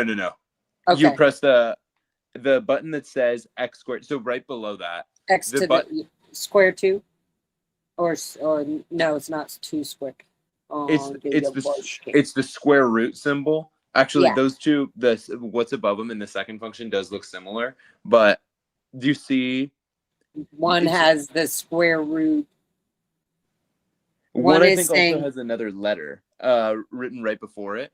But yeah, X? I'm talking about. Can you show me what's on your screen? Oh, sorry. Weird. Backwards. A little lower. I still can't see. There we go. Sorry, Ray. Oh my God, Ray. Where is it? There. Lower. No, it's not. Oh, it's right there. Can you? Ah! Oh my God, it's so messed up. Okay, you can see. Oh, I see. I was thinking what's on your. Yeah, so the X squared button, the button that says X squared. That's the one you want to press after second, because right above that is the square root symbol. Okay. So clear. So many all these words. Okay. Clear. I'm clearing. Nice. Okay, second, and then second, square root. And then square root, which is means what number times itself equals this number. Okay, what number times itself equals this number? That's now 625. 625. And now, then enter. Before you press enter, can you just hold it up to the screen so I can see? Yes, good. That's what it should look like. Now press enter. 25. There we go. Nice. Yeah. So this is saying the square root. So you just said this times itself makes this number? Yeah. So 25 times 25 is 625. Okay. I see. I think I got that. I was Can you do square root of 144? You might already know it. Okay, so second. Oops, clear. Of what? 144. 144.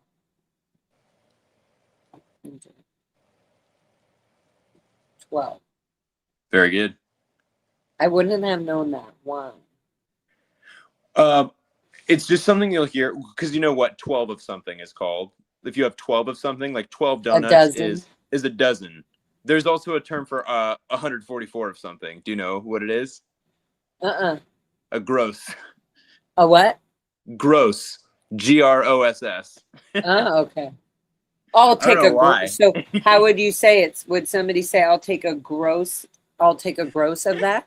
You know, it's funny. I've never actually hear anybody say that, but I've never heard that. Yeah, no, it's. I'll take I don't even think. I think somebody would probably have to go back to school to get their GED again if they were in the grocery store as a worker and somebody's like, "Can I get a gross of that?" Wait, so is it and I have to put an accent on just because I'm like, it's so un-American. We don't say gross. But is that how you would say it? You'd say a gross of. Can I get a gross of eggs? Now that I'm saying it, I want to search it up and see how others would even use it in a sentence. I mean, yeah, I just searched gross, and the first thing that pops up is gross equals 144. One gross equals 144. I want to see examples of sentences. How would you even use the word gross talking about a quantity in a sentence? I assume it is just, can I order a gross of that? But I just never hear anybody say that. Yes, power. Yes, Peter. I was like, power. Power to the 4th, power to the 2. Oh, see, I think I got mixed up a little with power to the 2, power to the 5. Oh, okay. Mm-hmm. Yeah, so example sentences that are showing up is the school bought a gross of pencils for the new year. He sold a gross of buttons to the local tailor, or she counted a gross of small glass beads in the jar.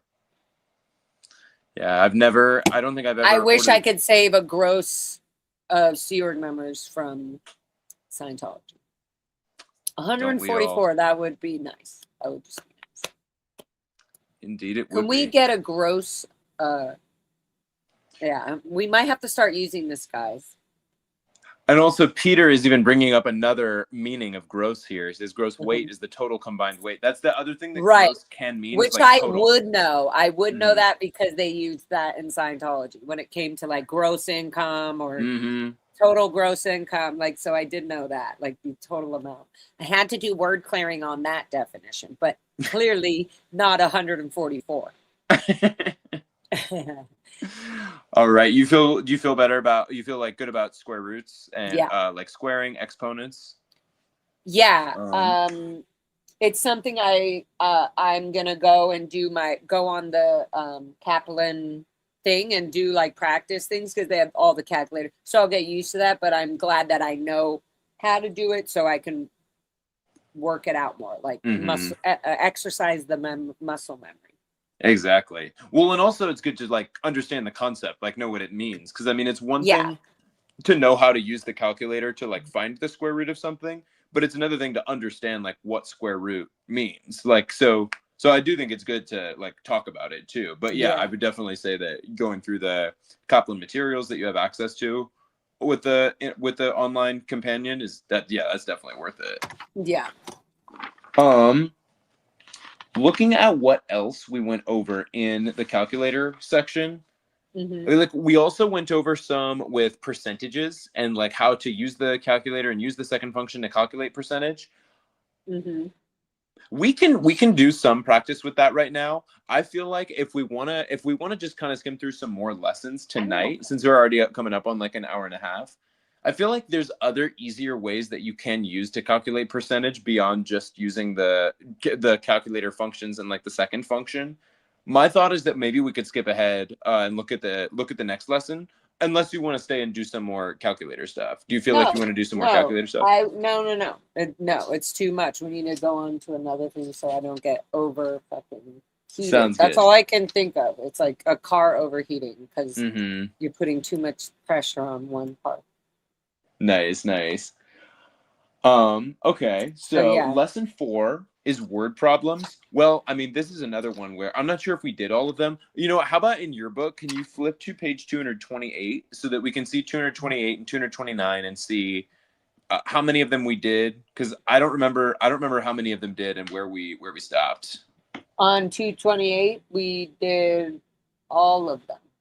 Oh, we did all of them. Okay, awesome. Yeah. Sorry.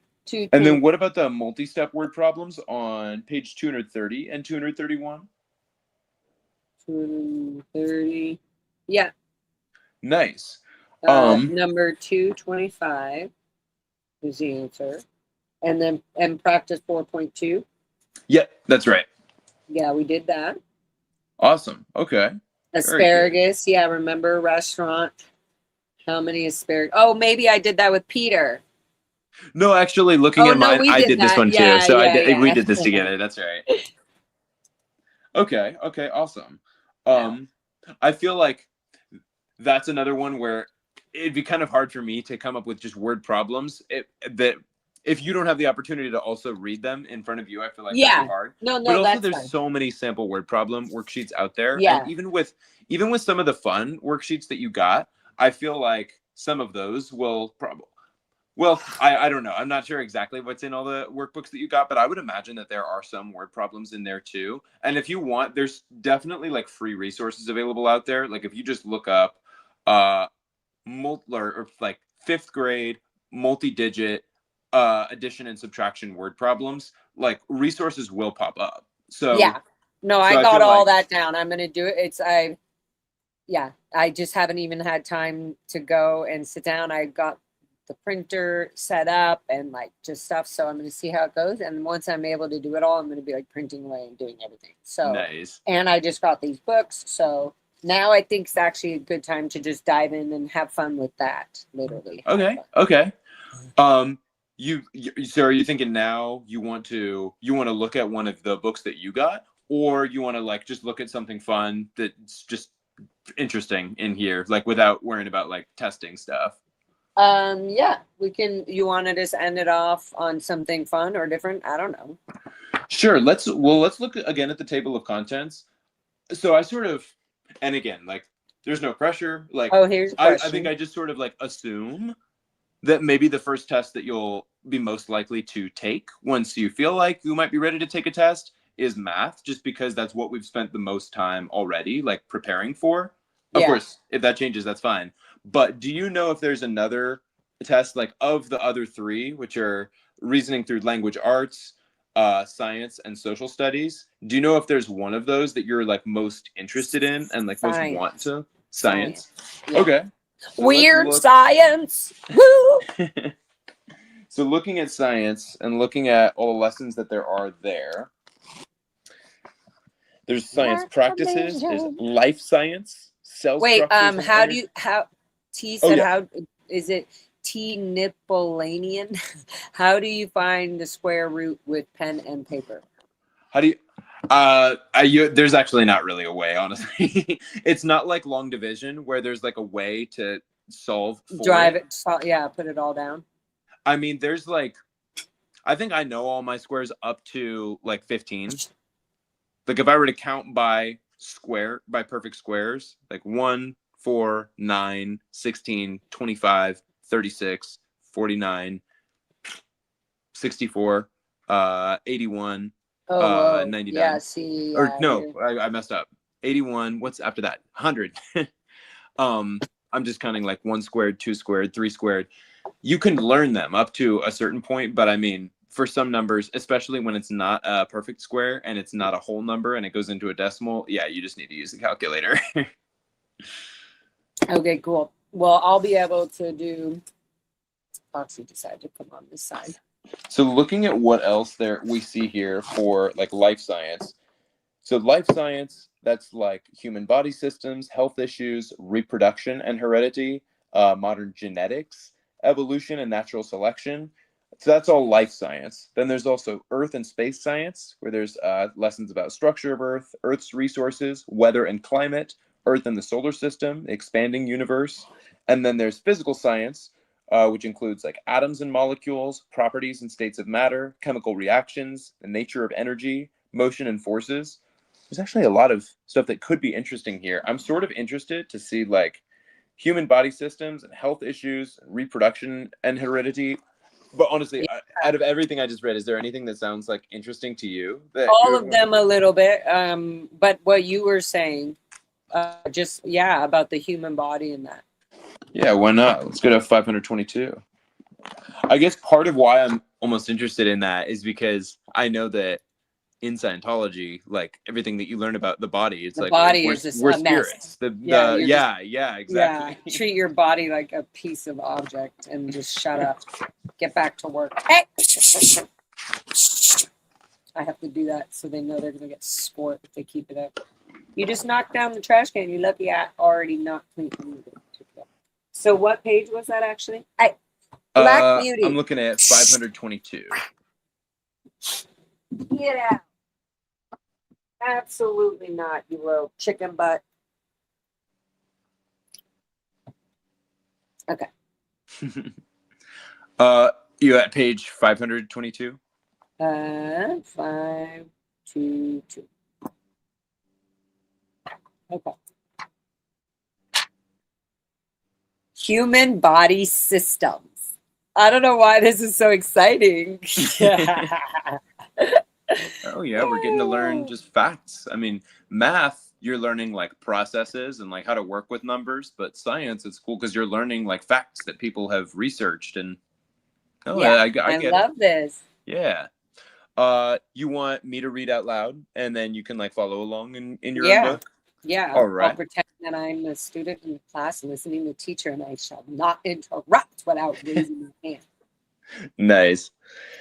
Lesson 3, human body systems. There are 4 levels of organization in the human body. Number 1, cells, the smallest unit of life. Number 2, tissues, groups of similar cells that perform a specific function, such as muscle tissue. 3, organs, groups of tissues that perform a function, such as the stomach. And number 4, body systems, groups of organs working together to perform a function, such as digestion. Human body systems include the circulatory, respiratory, digestive, nervous, immune, endocrine, reproductive, urinary, skeletal, and muscular systems. The circulatory system, sometimes called the cardiovascular system, consists of the heart and the blood vessels. Its main function is to move the blood, which transports substances like oxygen and nutrients throughout the body. The major organ of the circulatory system is the heart, a muscle that contracts to pump blood. Blood moves through the blood vessels from large arteries to smaller arteries, to capillaries, to small veins, to large veins, and back to the heart. Through the thin walls of the capillaries, oxygen, nutrients, and other substances pass from the blood into the body's cells, and carbon dioxide and other wastes pass from the cells into the blood. The respiratory system consists of the nose, throat, trachea or windpipe, and lungs. Its function is to take oxygen from the air into the body when we inhale and to get rid of waste in the form of carbon dioxide when we exhale. The trachea branches into two tubes called the bronchi, one of which goes into each lung. The bronchi branch into smaller tubes called bronchioles, each of which ends in an alveolus, a tiny spherical sac. Inside the capillaries of the alveoli, oxygen diffuses into the blood and carbon dioxide diffuses out of the blood. The digestive system consists of the mouth, esophagus, stomach, small intestine, and large intestine. Its function is to break down food into nutrients, which are used for cell processes, including the production of energy, and to get rid of digestive wastes. Digestion begins in the mouth, where the teeth grind food into smaller pieces, and saliva begins to break it down chemically. Food is pushed by muscular action down through the esophagus into the stomach, where it is churned and further broken down by enzymes and stomach acids. From the stomach, it travels to the small intestine, where most of the nutrients are absorbed into the blood through tiny capillaries in the villi. What remains goes to the large intestine, which removes water, leaving solid waste to be excreted through the rectum. We're learning about poop. The nervous system. Did you want to say something? No, I was just laughing. I'm like, oh, of course, boys laugh at poop. Since birth, boys laugh at poop. You could say poop to a boy, kid, anything, he'll start laughing. No, you poop. And then here you are. Of You're course. like, poop. Okay. Yeah, why do you think I chose human body systems? All right, you want me to read that last paragraph and then we can... You want to read the last paragraph? No, I said I thought I chose it. Oh, okay. Oh, yeah. Good point. Okay. I can read this last paragraph and then we can just chat a little bit about it because I know we've already read through like a lot of key terms. Yeah, there's a lot of stuff in here already. The nervous system consists of the brain, spinal cord, and nerves. Its function is to receive, process, and transmit information, controlling body activities. The brain has three main parts: the cerebrum, which controls functions such as thinking, seeing, and speaking; the cerebellum, which coordinates movement and position; and the brainstem, which controls breathing and heart rate. Information is transmitted to and from the brain through the nerves, which are bundled in the spinal cord and branch out from there into all parts of the body. All right. We just went through a lot. Yeah, but the last part made me sit up straight and take a nice breath through my spine. Nice. From my movement position, from the brain through the nerves, which are bundled in the spinal cord and branch out from there into all parts. Nice. Gosh, this is taking me back to like when I was, and I mean, this is even stuff that my students work on now with the science that they work on in their general education class. Like these are definitely standards that I'm familiar with. But I can totally remember like when I was a student, like making flashcards for each of the different systems and having to remember, okay, respiratory is breathing, circulatory, that's the heart, digestive, that's digesting food, eating, like remembering which system coordinates to which bodily function, like totally. What is endocrine again? Endocrine, I want to say that's related to like the production of insulin, like the pancreas. Probably. I remember a lot of this from my last job. Oh, from your last job? Yeah. Gotcha. I learned a lot of just words and things from all the like vitamins and all that. Like the Okay, I was natural. actually a little bit too specific. So the endocrine system is a network of glands that make and release hormones such as the pituitary gland, thyroid gland, and adrenal glands. There These we go. chemical messengers Adrenal and travel through the thyroid. blood to control growth, energy use, and mood. So, Mm. yeah, the network of glands Isn't that that produce funny that I hormones. asked about that?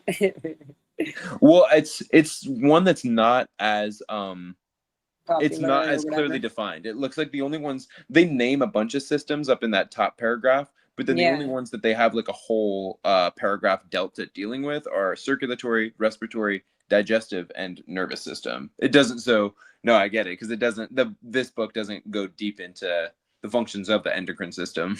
Mm. But like I know It just that says it. the reason that I went to insulin in the pancreas is because my brother is type 1 diabetic, so he is insulin dependent, and so he has to see an endocrinologist because as a type 1 diabetic, his pancreas does not produce insulin the way that most people's pancreas does after they eat, especially eating food with carbs and sugars. And that can be biological, or is it always something like? Can that happen from birth, or does that happen from bad behavior or whatever? So eating habits. Type 1 diabetics is not based on lifestyle. It just happens.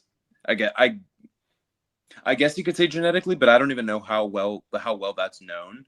But then type 2 diabetics, that's when it tends to be based on lifestyle. And so yeah, by eating a lot of sugar, not exercising enough, like that can lead to type 2 diabetes. Okay. I'm not an expert either. That's my no. Well, we'll learn. I was just wondering. I like to just be able to ask about everything. No, yeah. So,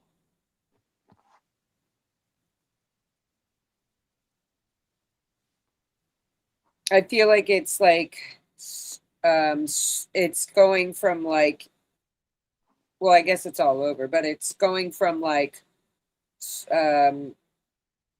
circulatory systems, arteries, heart, things that like circulate the blood and all of that.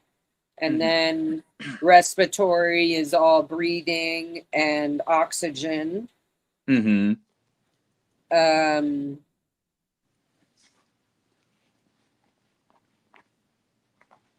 The trachea branches into two tubes called the bronchi. She hit me in the bronchi. Is that a quote, or are you just saying that? I just said it. But when I said it, it sounded like Shrek. Did it not? No, yeah, I was thinking it sounds like somebody said that in a movie or something. Like, oh, is that a reference I don't get? She hit me in the bronchi. Not in the trachea, but in the bronchi. Okay, so one of which goes into each lung. You better not mess with my tracheas or my bronchies. The bronchi branch into smaller tubes called bronchioles, which is kind of like the small, like little raviolis of the bronchioles. Each of which ends in an alveolus. I've never heard that. Alveolus. How do you say that? I'm pretty sure alveolus is right. Okay, alveolus. A tiny spherical sac. Sac is such a weird word. Like, when is sac used? I guess a sack of honey is nice in a bee's nest. But other than that, like if you have a sack under your skin, like a pimple or a sack, ball sack, all sacks, I'm like, what are these sacks? Okay, so a tiny spherical sac? That's crazy. Yeah, I don't even know if I really know the answer. It's a good question. Should we look at how that looks? How does the alveolus, can we look how that looks? Are you able to? Yeah. Do you want to look it up and then share your screen, or have me look it up and then I'll share my screen? You look it up and you share your screen, because then you can zoom it. Oh wait, is it harder because the book? I can just look it up. I don't think so. Oh, okay. You'll be faster. Okay. On StreamYard. And wasn't that nice of me to move the SPTV thing out of your face? Oh yeah, nice. Put a radio so it looks like you're jamming to the radio. No, I like it. We have Okay, I noticed that something changed, but like I didn't even realize because I was also still kind of focused on the book. I was like, wait, did something change? Yeah, okay. Nice, nice. Um, also try to keep my head out of the corner if possible, I guess. Okay, so on here, I just queued up my window to share screen if you wanted to bring it up. Okay, but this is cool. Been with you for all 17 parts, and I have unlearned and relearned math. Today, I started a job program and had to take an unexpected mini GED test. Just reading and math. Aced it. Good job. That's awesome. Very good. Yes, heck yes. Okay, cool. So pull this up. Yeah, the window that I'm looking to share. So And I then just are you Googled able the word. to zoom in? You I can always. will, and I'm thinking I'll click Oh, images in a sec. But first, I just okay, figured I'd perfect. look at this. It says, yeah, an alveolus is a tiny balloon-like air sac in the lungs. Humans have hundreds of millions of them at the end of the respiratory tree. They allow oxygen to move into the blood and carbon dioxide to move out so you can breathe. So then if I look at images. Fox, lay down. Go lay down. Right now. We'll be done here soon.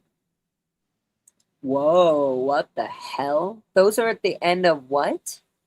In the lungs? Yeah. Mm-hmm. Whoa, in the lungs? And oh, wow. They look like little, like grapevines or something. Oh, I see what you mean. I think they've got the blue and the red to show the difference between veins and arteries. Wow. So arteries are what color? Blue in this picture. Okay. If I'm not mistaken, did it get into this here? Wait, Okay. so arteries are blue? In this, I don't know that that's how accurate that is for real life, but just in this so that we can show the difference. Show They difference. So arteries both transport blood. Yeah. Arteries and veins both transport blood. My understanding was that okay, let me see actually. Blood moves through the blood vessels from large arteries to smaller arteries to capillaries to small veins to large veins and back to the heart. So I don't know if I was aware of that full trajectory, but my understanding was that arteries, like blood is pumped out of the heart through arteries to the rest of your body and then pumped through veins back to your heart. Mm. So here they've just got to show where the artery is and where the vein is. They've got them color coded so that you can tell the difference. That's wild. Mm-hmm. It's really like, when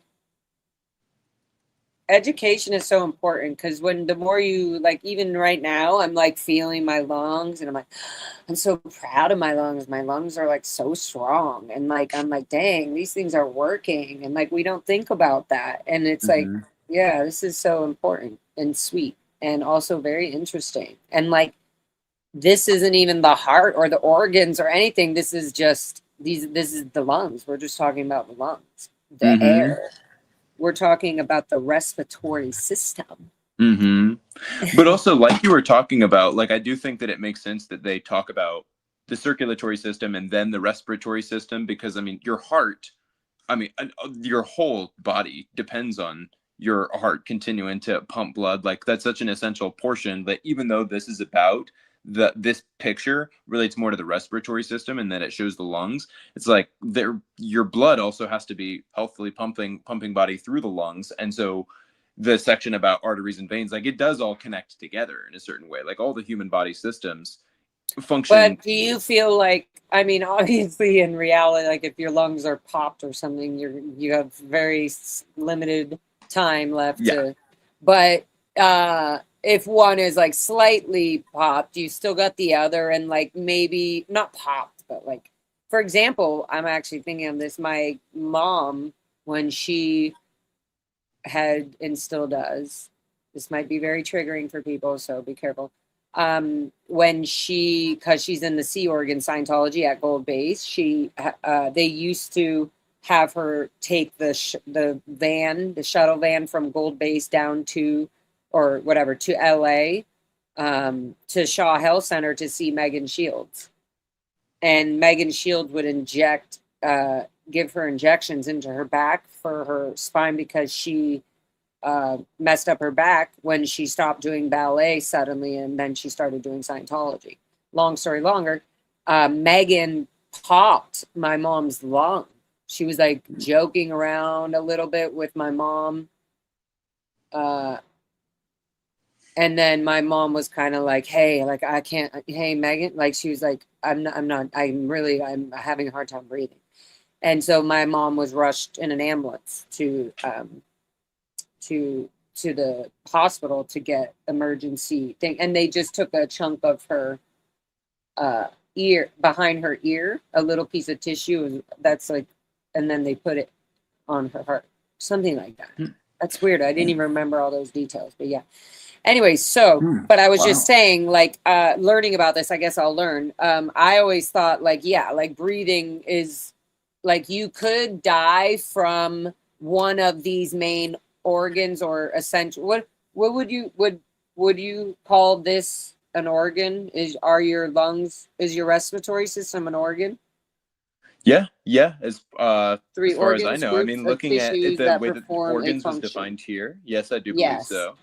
It says organs is groups of tissues that perform a function such as the stomach. No, yeah. I mean, I can Google it to double check, but yeah, Or body systems, groups of organs working together to perform a function such as digestion. Yes, the lungs are a pair of vital spongy organs in your chest. Nice. See, so these are sure, vital but I organs. didn't want to double check. Okay, cool. So these weird, we could keep going. I just thought that was really cool.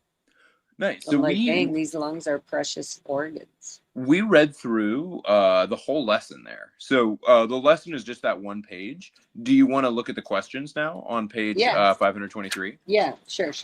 Yep. All right. So why don't I go ahead and stop sharing this screen, and then looking at the practice. So this would be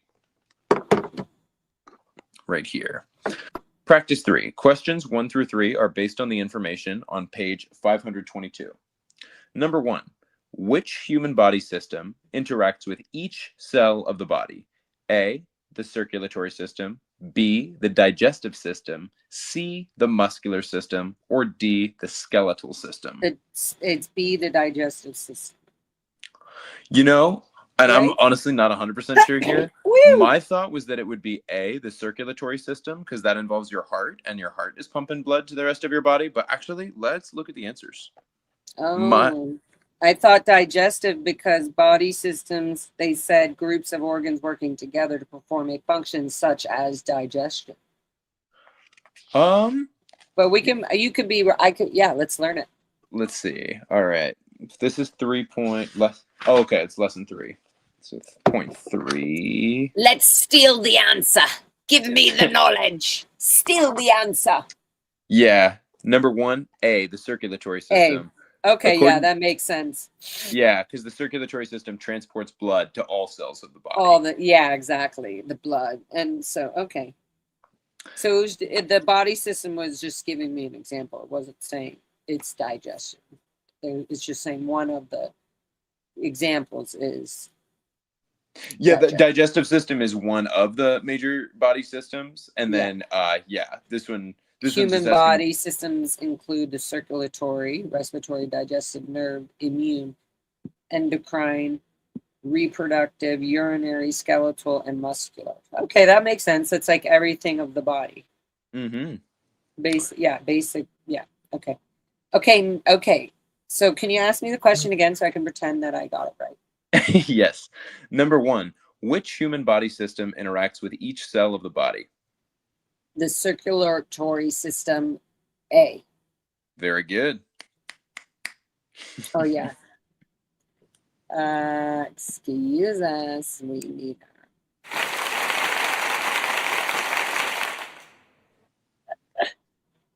next. Number 2. This looks like kind of a tough one that we'll have to read back a little bit to figure out. Number 2. How are the alveoli in the lungs and the villi in the small intestine similar? A, both are structures located in the respiratory system. B, both are structures located in the digestive system. C, both are structures in which substances pass through capillary walls into the blood, or D, both are structures involved in coordination and movement?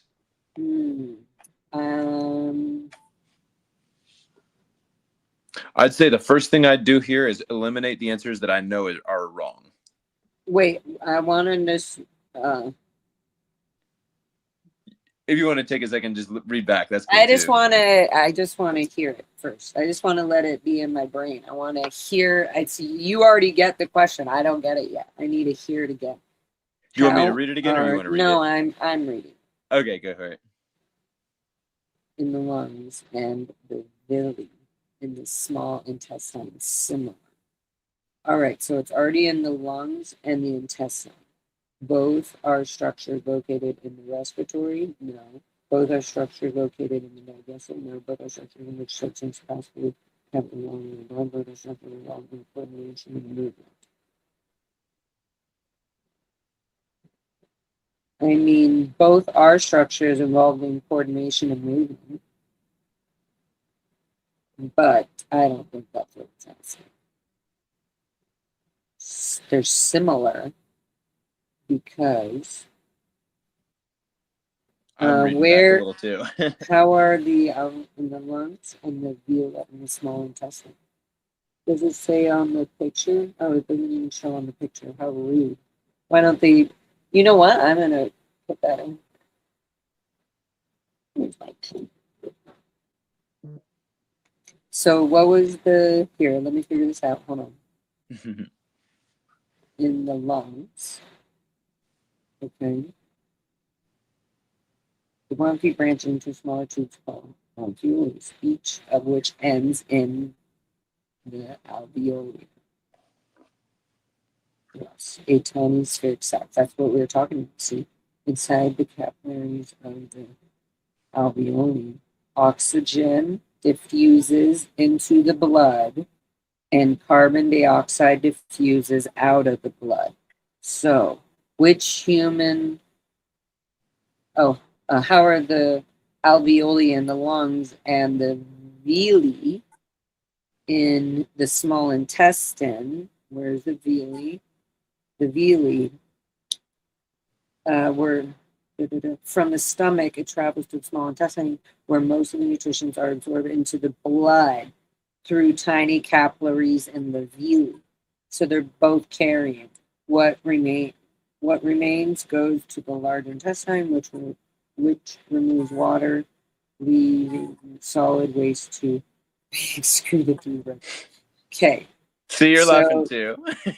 I didn't say it. Okay, so it's you know why it's funny, because it kind of creeps up on you. It's like talking about all of them, then all of a sudden, and then it goes right out Uranus. Okay, so the question is, how are the alveoli in the lungs and the villi in the small intestine similar? Both are structures no. Both are structures no. Both are structures in which substance pass through capillary walls into the blood. C is the answer. Nice. Woo! That's what I thought too, and yes, that is correct. Looking at the I answer thought sheet. you were gonna say, no. and that's wrong. No, that's right. Well okay, done. good. Well, it took me a minute, but I did figure it out. I knew that I had to go back and, just like math, kind of figure out what is it that it's asking. What are my PEMDAS? Mm-hmm. And this is definitely stuff that I'm no expert in. Like before we started today, if you had asked me what are the villi, like what do the villi in the small intestine do? Yeah. I would not have been able to answer that. But now we know it basically cleanses. It's like a filter for. It's where the nutrients get absorbed into the blood. Yeah. In the digestive system. But from the stomach, it travels to the small intestine, where most of the nutrients are absorbed into the blood through tiny capillaries in the villi. Mm-hmm. What remains goes. Okay, so it says that's really cool. So one into the small intestine where most, so from the stomach it travels. I guess I need a, why wouldn't it like write out small intestine and everything? That'd be cool if it did. I mean, there probably are some good videos that we could watch, like Yeah. literally on each, like good animations with like a voiceover that shows diagrams and like shows processes happening, like for each of these. Like, I'm sure. Yeah. Have you ever seen Bill Nye the Science Guy? No. Oh gosh, But yeah. I bet you the Kaplan book also has video, because even the Kaplan had like links that it would bring me to like videos. Yeah. That Nice. but is he easier to watch or something? Is that why you bring Well, it up? he's kind of for kids, and he would be a Oh, common good. one that because he has so many seasons that cover so many different like science lessons. So it would be very common growing up, and I think not just where I went to school, but at a lot of schools, public schools in America, like that science teachers would teach a lesson and then just put on the Bill Nye episode about it because Bill Nye would have like a whole episode of his show They about it. just let Bill do the work. Mm-hmm. And the theme song is really funny, and kids would always sing along. It's Bill Nye the Science Guy, Bill Nye the Science Guy, Bill, Bill, Bill, Bill, Bill, Bill. It's just classic. That's funny. No, if I find anything good on See, now anything I'm related gonna to this, I'll have replace to the, share it yeah, with you could always text me them, because then I'm No, like, yeah. even if I'm like working or doing something crazy, I love like mixing this kind of mental math and learning and all that with like while I'm gardening or while I'm out there watering the plants or raking, whatever it is, you know. Oh It yeah, makes, that's for some awesome. reason, absorbs in my brain, and then I'm like, ooh, like raking, like I'll probably be dancing to the tune or something, like right there, like a total nerd learning math. Nice. Ooh, looks like we came up on 2 hours. You want to finish these next few questions and then start winding down? Yeah, let's do it. Sounds good. So number 3 says, in the 17th century, English physician William Harvey concluded that blood in the veins flows toward the heart. Is that a Which, real thing? An English physician, William Hart, or is this being an example? no, I assume it's true. I mean, Okay. we didn't learn about Concluded that that in blood the in the previous veins page, but I flow. assume that's true. Okay. Which of the following facts helps support Harvey's conclusion? A, the heart pumps about 1,800 gallons of blood per day. B, the heart has 4 chambers, 2 atria, and 2 ventricles. C, large veins branch into smaller blood vessels called capillaries. Or D, veins have valves that only allow blood to flow. Veins have valves that allow blood to flow in one direction only. No, it's not D, and it's not large veins branch into smaller blood vessels called, well, the heart has 4 chambers, 2 artery and 2 where's digest, respiratory, circulatory.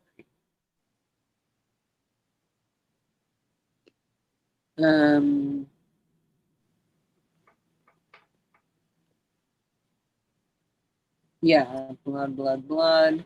Yeah, to capillaries. That's what that is. Which of the following facts helps support Harvey's conclusion? Concluded that blood in the veins flows toward the heart. Okay, it's not A because we're not talking about the amount. Right? Not A, that's right. Yeah. Heart, I'm like just crossing it off. The heart has 4 chambers, 2 atria, and 2 ventricles. I mean, that sounds right, but I would do deeper. I'm going to do deeper research. But also, the heart has 4 chambers. Oh, sorry. Large veins branch into smaller blood vessels called capillaries. Yes, this is correct. Oh wait, do you want me to jump in or you want to keep thinking?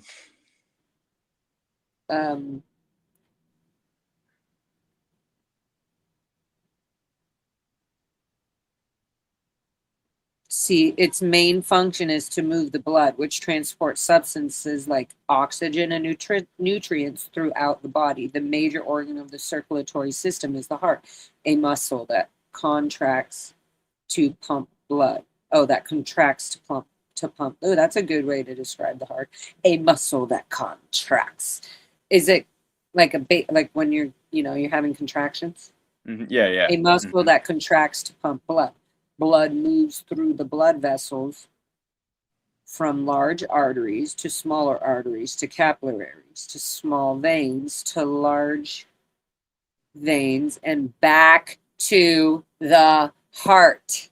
See, I think that's the answer. You're looking at C. Yeah, no, B. The heart has 4 chambers. Oh. Or no, 2 artery. I mean, it didn't say that yet. Yeah, so I shouldn't even bring that up. Large veins branch into smaller blood vessels called capillaries, but then it doesn't say, and then those go through toward the heart, or and back to the heart. So do you want me to share my thoughts? Toward the heart. Oh, because where's the blood coming from? And then it goes toward the heart. Okay, so C. My thought is that if his conclusion is that blood in the veins flows toward the heart, if we're asked which of the following facts help support that conclusion, the only one that has to do with direction and which direction the blood is flowing is D. D says veins have valves that only allow blood to flow, that allow blood to flow in one direction only. So because the other answers, they're true statements, but they don't relate specifically to the direction that blood flows in, D is the only one that does. So that's why I'm thinking that D is the answer. Before we dive too deep into that, I just want to make sure that that's right. Okay. Yeah, number 3 is D. And then there's an explanation there. Yeah, it says D, veins have valves that allow blood to flow in one direction only.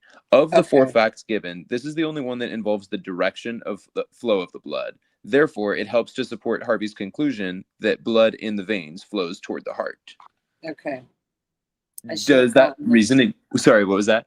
Yeah, it makes sense. Nice. I know that sometimes, yeah. I mean, and I didn't know. It doesn't explain anything about 2 atria and 2 ventricles, even though that could be a thing. It doesn't talk about that. No, yeah, I know this is kind of a tough question, and then it's giving you an argument and then saying which of these facts help support the argument. Yeah. But when it's a bunch of big words, it's like, well, which fact? Yeah, no, yeah, I go. It's tough, but after talking through it, does it make some sense? Yeah, and then the other one confused me because it is talking about to smaller arteries, to capillaries, to small veins, to large veins, and back to the heart. So I thought it could be that. No, I hear that. That makes sense. But anyways, okay, good. So now I know. Whatever, GED. Whatever. Not holding on to it. And then looking at the next 2, it says questions 4 and 5 refer to the following information and diagram. The kidneys of the urinary system remove cellular wastes and excess water from the blood. This material, called urine, now we're talking about pee. We got to talk about poo earlier. This material, called urine, is stored in the bladder until it is excreted from the body. And then we see a diagram here that shows the aorta, renal artery, kidney, renal vein, ureter, bladder, and urethra. Number 4 says, on the diagram, circle the name of the structures through which urine passes from the kidneys to the bladder. So which structure or structures does urine pass through to get from the kidneys to the bladder? From the kidneys to the bladder, the ureter. Yep. Mm-hmm. And so it's this white little tubey thing coming down.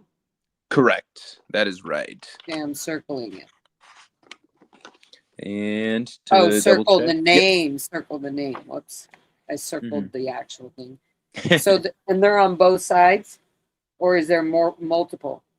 Yes. I mean, is more than kidneys. 2? Yeah, there's 2 kidneys. So yeah, it looks like also 2. Each one ureters. comes from. Okay. Mm-hmm. I didn't know if there were like some on the back or whatever, like a little tentacle octopus. Okay, so yeah, that's that. Okay. And then number 5, a urologist is a doctor who specializes in disorders of the urinary system. Which of the following is most likely? I just got like totally distracted because I was like really thinking about that in real life, and there's so many people with like addictions and whatever that always have problems eventually with kidney and peeing. Mm-hmm. And like Yeah. getting, I mean, not addictions, but like anything. They could have a bad habit or whatever. And it's like causing kidney stones or whatever. But anyways, okay, moving along. No, it's true. Sorry. It's an important organ that if you don't take care of your body. And then, so you have 2 kidneys, and when somebody has kidney failure or something, is it normally one, and then the other one is, or is it both? You can live with one functioning kidney. So some people become kidney donors and they give one of their kidneys up so that somebody who has 0 healthy kidneys can have one. Right. Didn't what's her name? Selena Gomez. Yeah. Yeah. She received a had kidney transplant.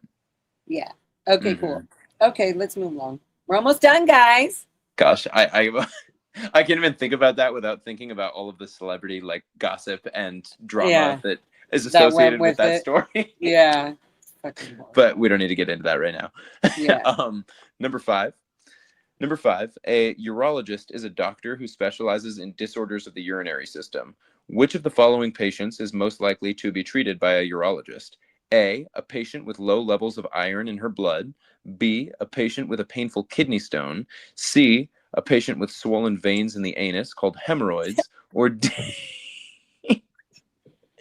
I know human body systems would be a fun one to choose for tonight, after all this math. Yeah, I'm like, oh my God, this is so much funnier. What if while you're doing it, like you had to like draw the herpes or whatever, the hemorrhoids in the butthole, and you had to like do it all, and you're like, and it comes out the butt. I bet you, I mean, I don't know. It's just so funny. I just think that would be fun. I guess it's funny to us, but like some people are super awkward when it comes to like talking about body parts and all that. Mm-hmm. Hemorrhoid. No, yeah, it's okay. So, which of the following patients were you going to say one more other thing? No, yeah, we pretty much got the point. Oh yeah, D. We didn't read D. D was a patient with chronic indigestion. So, which of the following patients would be most likely to be treated by a urologist? What? B. A patient with painful kidney stones. That's what I think too. And just to double check, if we're right. Yep, I wouldn't think they would have to do with the anus and the head. Yeah. And it does say in the answer key, because a kidney stone forms in the urinary system, the patient is most likely to be treated by a urologist. Interesting. Okay. Mm-hmm. Well, I want to go to a urologist because I've never gone to a urologist, and I would like to check and see if my kidneys are okay and my ureters. Both of my ureters. I pronounced it ureter, but to be honest, I'm not even sure. You're probably right. Ureter right or you're wrong? Ureter right. That's how I'll remember it. You're either right or you're wrong. I'm in the. It's coming down. Oh, what's coming down from the kidney is ureter, and that's ureter infected with a UTI or ureter not. Okay, so ureter the kidney is cleansing and detoxing and filtering, and then it goes down to through the ureter and into the bladder, and then out the urethra. Yeah. Urethra. Yeah. Not Aretha Franklin. I was gonna say.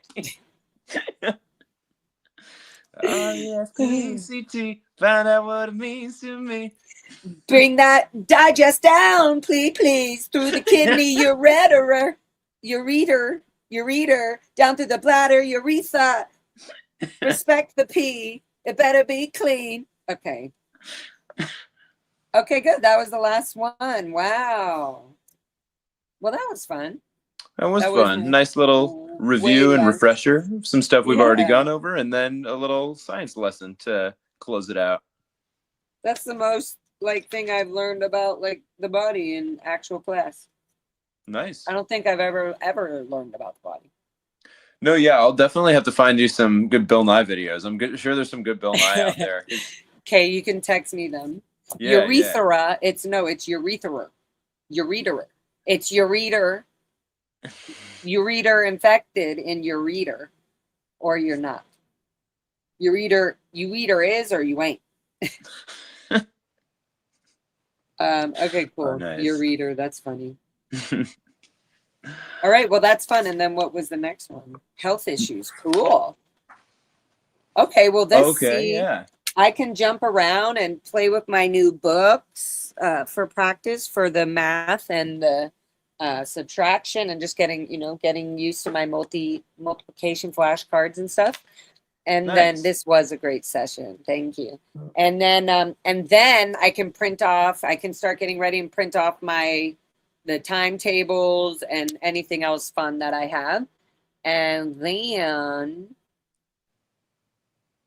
then yeah, I just think I'll be more excited and I feel like it's good to do like maybe a little bit of math and then a little bit of something else. Mm-hmm. No, yeah. I thought that was kind of fun to mix it up a little bit today. Yeah, that was awesome. Okay, amazing. And tomorrow is Friday. That's right. Are you a busy golden nugget tomorrow? I think I am actually. Yeah, I've got work all day until like 3, and then I think I'm actually meeting up with some of my camp friends a little bit later. So I think cool. I am pretty busy. Okay, how about this? If I do a live stream with everybody, I'll do it and I'll I can go through my box and my cards, all of that, all the flat multiplications, just fun stuff, go through easy stuff. And if you're available or around at all, then you'll jump in. And if not, it'll just be me learning and getting help from chat. And if I have any questions just on the basic fun, kind of kids books kind of fun thing, then I'm sure chat will be able to help me with that. But if not, and you can jump in, then you jump in and we'll dive in to do more stuff. I love that. And maybe and chat can also help me with the body stuff as well, I feel. No, yeah, that definitely sounds good. And I probably will have more potential free time tomorrow, or just the ability to pop in for a sec here and there if I wanted to. Like, I know I kind of said I would do that if possible at camp, but the truth is, at camp, cell service is not great, but also, I'm responsible for the kids, the whole time. There's just not a lot of downtime. Tomorrow, I probably could, even if it is just for a few minutes, pop in. Just to even say hi or see how I'm doing or whatever. Or just to be like, all right, solve these things. Boom, bye. Heck yeah, that'd be the move. Okay, cool. I'm very excited to go through all my books and set up my boards and all that, because that's going to really help my brain. And thank you, chat, so much. And I'm also being kinder to myself and reminding that I don't have to, nobody's forcing me to do this. This is what I want to do. And I love that I'm learning knowledge. I did go into probably one of the hardest things for me is math. And it's not that it can't not be hard. It was just, and so I'm just boom, dived right in, and I'm glad I did. I'm that kind of way. And then so the other things are already feeling, I don't know, more joyful, but also I'm feeling more joyful with all these fun little kid things that I get to do.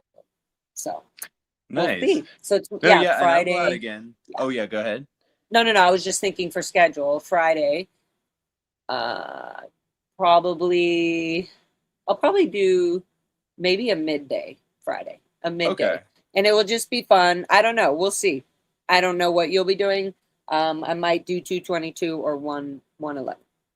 Sounds good. Yeah, I think I'll. Yeah, okay. So I could potentially pop in for a little bit. Yeah, we'll see. We'll just see. I was just gonna say too, Saturday, I think I'll be busy, afternoon through evening. So if I'm available Saturday, I think it'll have to be morning. Perfect. We'll be in touch. We'll figure it out when we get there. Yeah. And there's no stress, and people will just stay tuned, and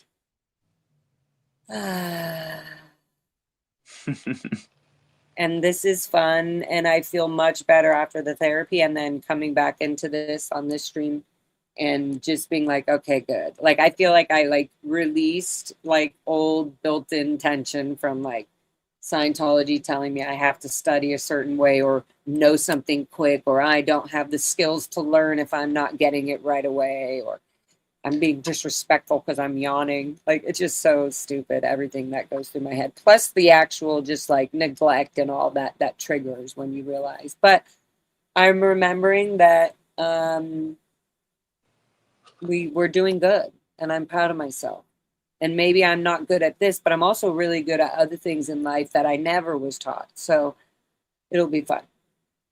No, yeah, and I'm happy again that you had the opportunity to like dive into all that in therapy. And yeah, just a reminder, like, I'm happy to be on this journey with you. Like, this I'm having fun going through the things that we are going through.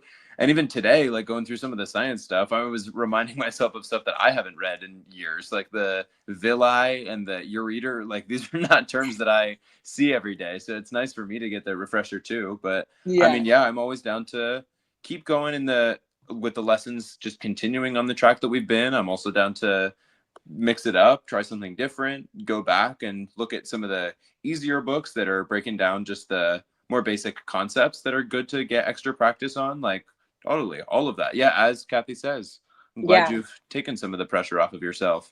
Yeah, because I don't think I ever did a course, even in a Scientology course or a regular course or study, without pressure, like without being like, you didn't make your target. Like, it's unbelievable. There was, like, literally, it's part of policy by L. Ron Hubbard that the supervisor has to come and give you a target. You have to have like a target by the end of the day. So sometimes they give a target and it's like, are you kidding me? I'm not going to get 5 pages of all this division and multiplication when it's like my first time learn. Like, it just seemed like I would just be like, I would do like 5 problems and it felt like it took me an hour, even though I was getting it down and stuff. I was like, I'm like, Jesus, this is just 1 page. So, and so it was always because I was being forced to like meet a target so that I could have fun or take a break or relax.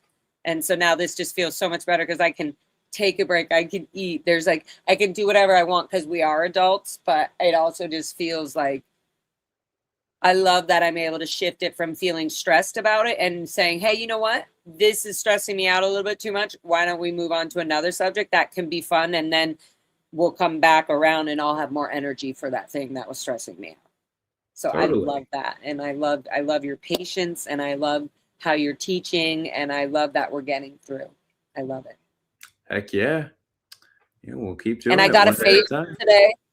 You got a what? I got a facial today, so I didn't have like any makeup on. So that's why I was trying to keep it fresh. Nice. So that's why I'm gonna go. I told you, I was like, oh my God, I got my facial. I felt so revived. I did the shopping for the books. I just felt like, I was like, I'm taking care of Laura. Heck yeah. So yeah, that was really nice. And now I get to do more fun sorting and all of that with my new school supplies. Awesome. So yeah. Oh, thank you, Kathy. Little Laura. Didn't deserve it. Little Laura Megan. All right, well, I'm going to give some kitty love, do my books, do all of that, and then I'll see if you can make it tomorrow. Otherwise, maybe, guys, I'll do a live stream with y'all sometime midday Friday. And also, if you're able to, please call in to the Public Works. Friday, we do Public Works at 10 a.m. There's a link on their website where you can call in. It says Zoom link, call in. And they'll unmute you and ask you, would you like to speak? And you can say, I would like to do general public comment.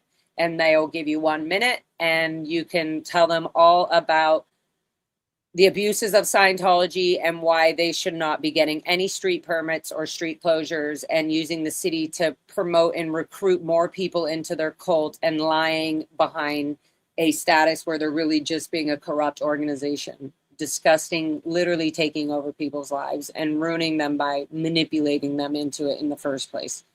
So I could go on about that, but we're basically trying to get L. Ron Hubbard way revoked. They have a permit. That name can be revoked back, and they violated that permit so many times. They've also pulled up all the parking and street meter parking and all of that on that street, put bricks there. We want it all back to a regular neighborhood street, back to North Berendo Street. So you could even just call in saying you shouldn't be having a cult leader who's literally deprived families of relationships and education and real, connection and real life experiences, because you force them to be in a make-believe fucking space navy weird organization. It's not even weird. Weird is cool. So that's like disrespectful to weird people. They're the corrupt, destroying, human spirit depleting, fucking poison spell, hypnosis. I didn't even know, like all the words that you can say that are not nice and lifeful. Well said. A criminal organization. Mm-hmm. Allegedly, at least they've got RICO charges lobbied against them in a civil lawsuit. Not allegedly. I will absolutely say that they are criminals. I was born and raised in this cult. They committed multiple criminal acts just against myself personally. So that is not allegedly at all whatsoever. And they're in so many lawsuits that they've either made deals with or that they didn't win. There's only like one lawsuit that they won or that they somehow whatever in all of the ones that they've either made deals and paid out, and that should already be a thing. That should already be like an obvious thing to ethics officials of the actual system of justice. They should see that Scientology has very much manipulated most lawsuits and court cases and everything that they've been in. And they're really gross and corrupt. They literally have so many criminal shit on their hands. They have so much blood on their hands and so much destruction and ruining of child's lives and families. And just anybody in the Sea organization is literally mentally ill at this point because of Scientology. Anyways. Okay, well, that was fun. Yeah. And so getting education and having fun and living life is the thing to do. Learning and loving. So thank you, Jacob. Thank you. Thank you to everybody in the chat for being along on the journey with us. Ooh, whoops. I accidentally, that's fun. Ooh, let's put some the Scientology, the cults. Oh, okay. You got a Some couple flowers. of different wallpapers. Uh-huh. One of those looked like a Christmas theme. Yeah, it was. It was like a little Christmas thing. Yeah. See, like stockings and snowflakes. LFM. Yes. Okay. Proud SP. Nice. And then, of course, our episode, which once we leave, you'll see. Okay, guys, love you all. See you mañana for fun schooling, and hopefully Mr. Harkey will be back. If not, you'll have to guide me through, and I'll guide you there. Okay, that's enough. All right, thank you, Jacob. Bye. Thank you. Bye, everybody. See everybody soon. Loves. Learning.